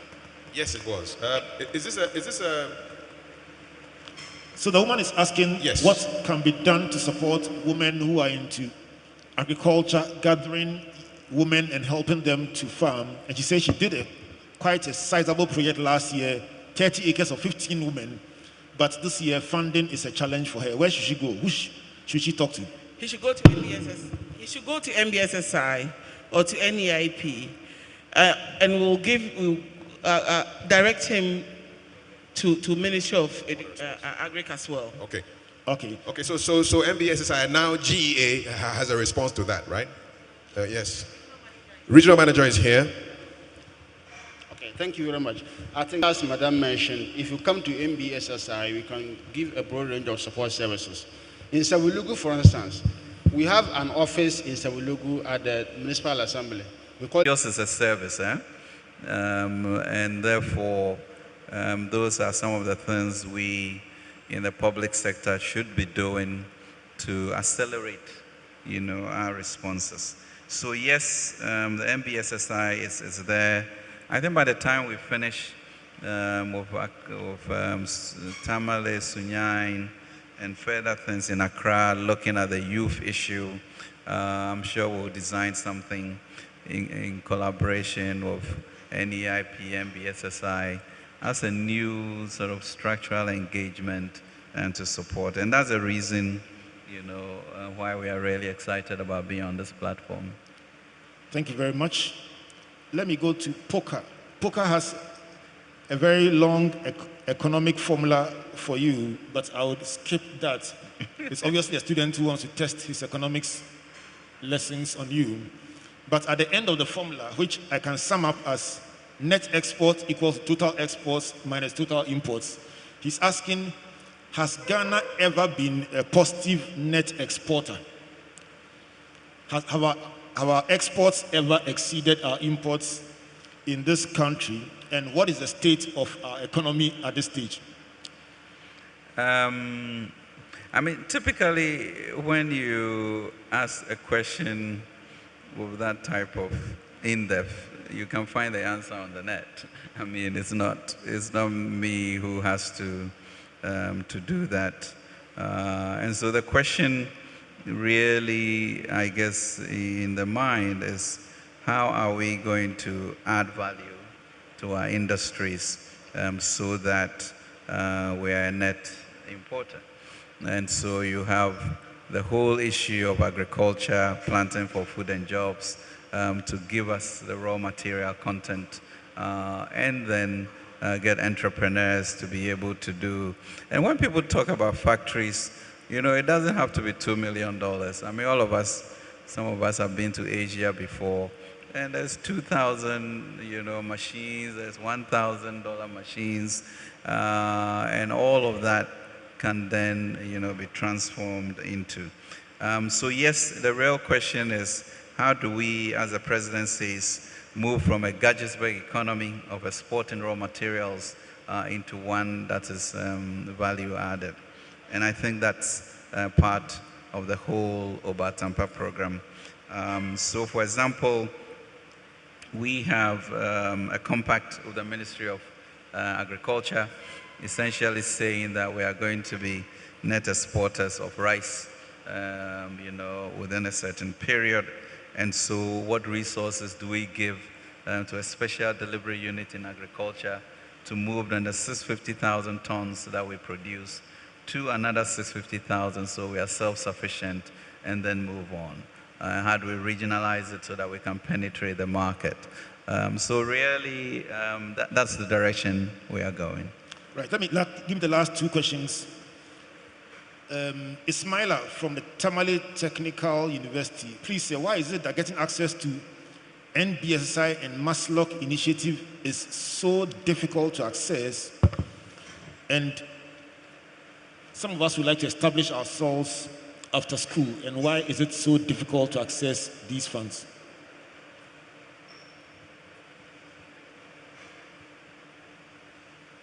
So we have some responses here. Why is it so difficult to get access to funding? NBSSI and Maslock in particular. You're saying that it is too difficult to access. All right, boss. Is their question, not mine? I understand. All right, from our angle, NBSSI, I think this morning we heard Reverend Okran tell us that you have to be ready for competition. So all the services that, particularly the loan scheme that we brought, we have realized that a lot of people apply, but we are still also extending our tentacles to access more funding from the government, from our sponsors, and many other partners. So the money that we have, some people have gotten. We are still processing others. So I believe that it is a matter of time. Once your business merits the support that you requested, you will definitely get it with time. There are many other support apart from finance. We've realized that a lot of people applied for money, but when we do the assessment, we realize that the actual need for some of them are financial management training, digitalization skills. So we have brought some of these things as technical support. So currently, some people are undergoing digitalization training. Some have been taken through financial literacy. So these are all comprehensive components of the support that we are giving. Thank you. But did you say you need money before you can now disburse? So government, you rely on government to give you money? No, we are a government agency. Yes. So government gives us money. Yes. So the finance minister can give you more money to give out. Is that correct? That's the point I'm trying to make. So he's here now. So yes, but I'm building a point. The government has given us money. If government has more money, government will give us, we are aware. Then we are also moving and meeting our other partners, like MasterCard Foundation and many other partners we are working with to get more money, and we support the youth. Mr. Finance Minister, can they get some more money? Well, I mean, obviously, the 750 million has not been expended, so there's space. So the question really is whether citizens are aware of NBSSI. That's one, as a vehicle to do that on the government side. Truly, we have also given some guarantees to banks to facilitate their giving money, but we don't control how they do that. So I guess it's going to be the efficiency, and as you mentioned, digitalizing it, really helps to be able to assess it from wherever you are. And maybe we should be doing a little bit more PR for the realization to dawn on people around the country. Great. McDad is in the hall. He actually is a participant from the Ghana Registered Nurse and Midwife Association. His question is, how would you be able to get 30 billion from GRA since Ghanaians are lazy in paying taxes? That was his question for you. Yeah, I mean, it's stunning because you have GRA doing revenue to GDP of 14% or so. The peer countries are doing about 2021. So this year, GRA's target is 60 billion, which means that what? Every 7% is 30 billion. So there's 30 billion CDs of leakages if we were to be of our peers. But you realize that GRA had tin numbers of about 5 million, and now we are overlaying the national ID database to them, and that's about 15.5 million. So soon, we should be able to have another 10 million people really participating in this. And we are also forming a new intervention between the Ministry of Finance, GRA, and the security forces to begin this whole thing. And when you look at the data that is coming from the national ID, you actually have data on where people live, where they work, etc. So soon, we are going to be able to find, it's not you being lazy, but GRA will find you where you are. And I think we are going to get better and better at paying our taxes. Final question. There's so many more, but we have to move on to the next item. So final question. I think Lillian has first a message of appreciation before her question. She says, thank you for the inspiring and life-changing narrative of your life. Indeed, the power within us is limitless, and the poverty aspiration song should be turned off. About shea nuts. She says, shea nuts are the cocoa of the northern part of Ghana. How do we capitalize on this treasure as a nation to expand our financial capacity? Shea nuts, Mr. Minister. Yeah, I think shea nuts, like many agricultural products, we just have not added value to it. And so that agric intervention is really important in terms of financing. Knowing very well too that agric financing is a very risky area. But that we established the GERSEL, which gives guarantees to institutions lending to agric so that we mitigate the risk some. And we just have to extend it, you know. So as we look at a solution for the youth and in areas of value add, the compacts we are having of Ministry of Agriculture will have specific interventions so that local produce like that can also be processed into world-class standards. And that's a commitment that we have. I tell you what, Ken, there's so much that people want to ask about, from fashion to interesting entrepreneurial ideas and everything. But one thing is certain, many of the people who have sent questions paused to say thank you to you for traveling to Tamale to hang out with them. And if you are grateful that Minister joined us today, why don't you put your hands together for him?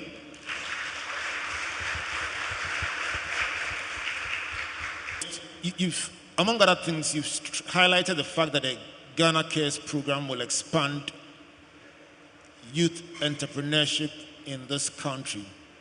Obviously, 80% plus of the questions that have come in today are from people desiring to step out into entrepreneurship. Your concluding comments, kindly look at the young people and tell them what to expect as your closing comments for today, especially in the area of entrepreneurship opportunities. Thank you very much. Let me truly thank you for this opportunity. And I really feel a lot more energized than sitting behind a folder somewhere at a ministry. Because this is the future. The whole development of the Ghana Cares Obatampa program that Dr. Ansu led was really to say maybe this is the moment of weakness and the time in which, you know, we should see the test the mettle of Ghanaians to believe in ourselves and to rebuild just as Germany rebuilt or Europe rebuilt after the war. But believe in ourselves to be able to do that. that Ghana is an idea of both political and economic independence and spiritual independence, because dovetailed to all of this is also the building of the cathedral to show that we are also spiritual being and bring those three together. So for this program, the youth is the future, not just as a byword. We therefore, looking at the Ghana Cares program, are going to be very particular about the resource envelope, or what structure we can bring to bear to make sure we liberate or have the type of economic freedom that really drives most societies. And I guess this really was a commitment that we do appreciate, the difficulties of our geography, where we are, which village you are in. We appreciate the difficulties of starting a business. We are extremely hopeful and know it within ourselves that if we apply ourselves and we all do what we are supposed to do, that destiny of greatness will be for us. And to have the comfort, to eschew negativeness, move, towards, away from the poverty of aspiration, whatever the circumstances are, knowing that you have God's image in you and we can be much better than we are at this point. Let's not waste this crisis, and let's work together as a united country. Thank you. Ken Oforiatta, Minister of Finance, our special guest mentor for today. Let's appreciate him as he goes back to his seat. Wow. Thank you so much. Appreciate him, appreciate him. Thank you very much, Reverend Okran. And we want to take the excitement to a higher level. So we're going to do a wow. No, please take a seat. Please kindly be seated. We have a wow moment here for you. So I'm looking at a box here. So there are two of these, but we're going to give away one right now. It's a Techno F1 phone, and one lucky person is going to get this. Just to remind you that we have a breakout session right after Wiz Child comes to speak. And when my podium comes back, I'll put my stuff on it and I'll tell you more about what's happening. So can we have the wow moments bag here? If you haven't put your wow papers into the bag, this is the time. After this time, if your paper is not in it, you cannot win the phone. And there are two phones, but I think I'll give away one for now. Or I'll give away both. We give away both. We give away both. Okay, we're giving away two phones. So don't worry if you miss the first one. You may get the second one. And then we'll have... So can we have the box, please? Wiz Child, Tamale's own, will be performing right after this. So there comes the podium, the lectern. And okay. So can I have it right now? After this, we'll have music from Wiz Child. And then there will be a media interview.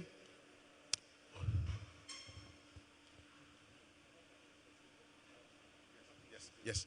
Wiz Child, please put your hands together for Wiz Child, who will perform for us today at our Springboard Youth Dialogues. Wiz Child, big round of applause for Wiz Child, please.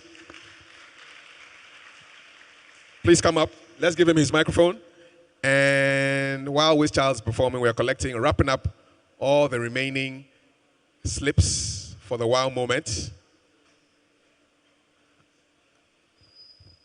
Let's make some noise for Wiz Child.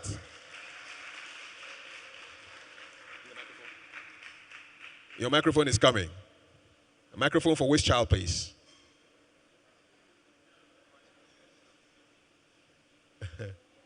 Okay, yeah, they are sanitizing it, Corona.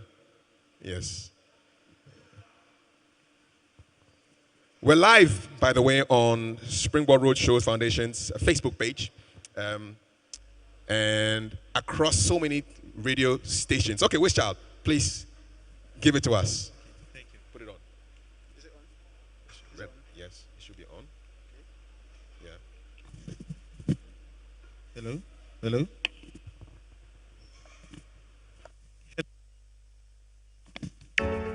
Yeah. I go by the 10 weeks.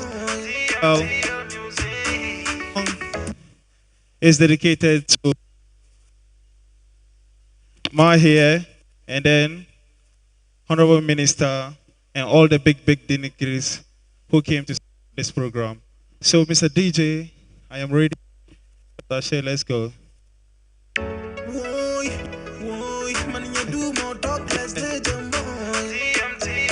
Yeah.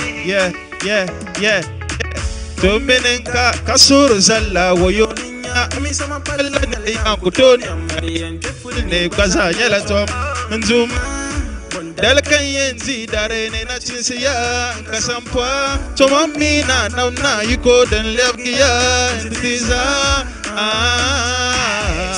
yeah afa nirba dahyamo ndo nirba dah ne kuranda kana chamba dahyamo ndo nirba dahyamo afa nirba dah ne kuranda kana chamba dahyamo ya oh eh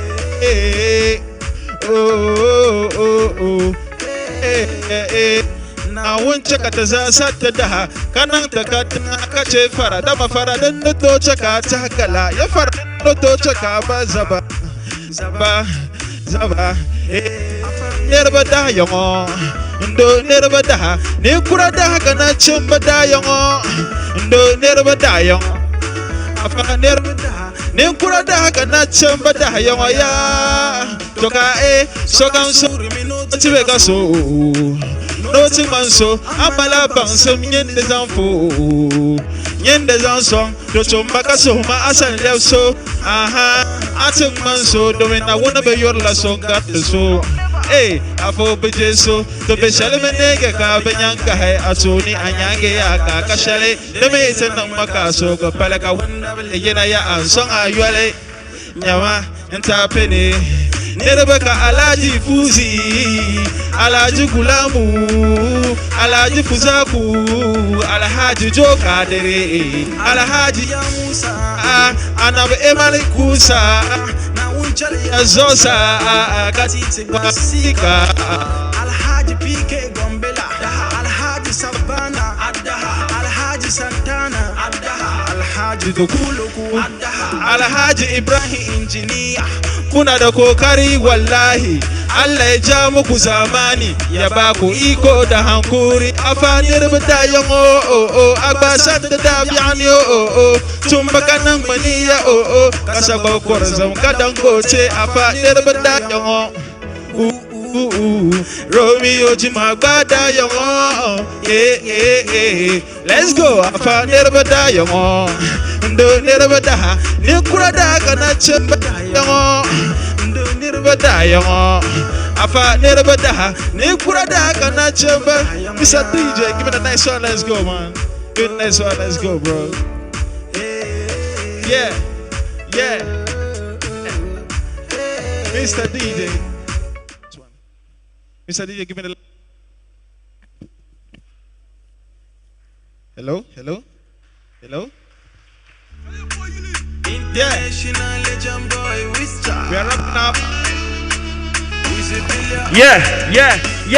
I did my most to talk out the Yelane, baby. Talk about Malagaba.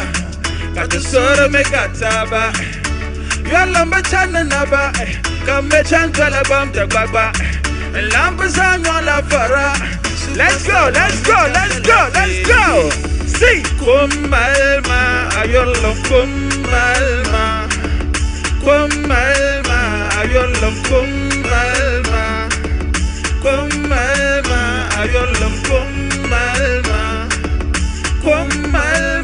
ayolom Kumalma. Baba Salma, Kalinya, set up Shaya Salma, Adabella, Nagasapta, Mamina, Washapa, Sarga, Belina, Tenamilia, Nafsuna, Ufarila, I took off for the money and Tora, Winishaga, Kanguva, well, a Magalo Atuba, so that's this, I don't know, talk about Malgaba, got the soon make a taba. You'll love it, Naba, come and chat about the Baba, and Lambazan, Lafara, Superstar, make a tala baby, Kumalma, ayolom Kumalma, ayolom Kumal, agency, emenyete. Agency, emenyete. And I'm agency, emenyete. Agency, emenyete. And I'm agency, emenyete. Agency, emenyete. Umpire, agency, emenyete. Agency, emenyete. The son of Thompson, Mala, Colonia, Ganita, Miss Watcher, Jimwale. Allow me to smile about you and Calabatone, Catetore, Trauma, Balabama, got the son of Megataba. You'll love each other, Nova, come chat about the Baba, and Lambas and your lover, superstar, Megatala, baby. Kumalma, Ayola, Kumalma, Kumalma, Ayola, Kumalma. Kumalma, Kumalma, Kumalma, Kumalma, Kumalma, Ayola Kumalma. Yeah, see, agency, emenyete. Umpire, agency, emenyete. Agency, emenyete. And agency. I go by the name Wistal Official. Thank you very much. Thank you very much. Thank you very much. Wow. Hello, Tamale. Hello, Tamale. It's been a beautiful, beautiful time, and Minister has an interaction with the media in the media center. So I would like us, as he joins the media in the media center next door for the media interaction. The rest of us stay here for the colloquium. Let's appreciate him as he goes out. He's just next door. He's still with us, but let's appreciate him.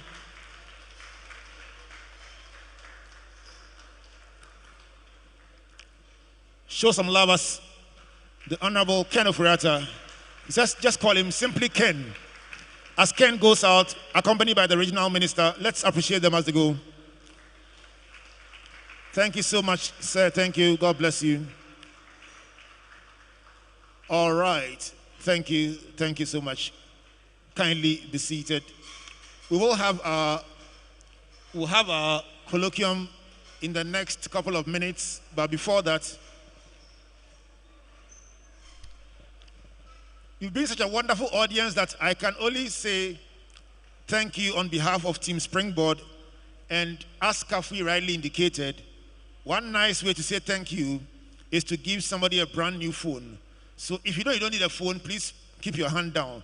But if you genuinely want a brand new phone, let me say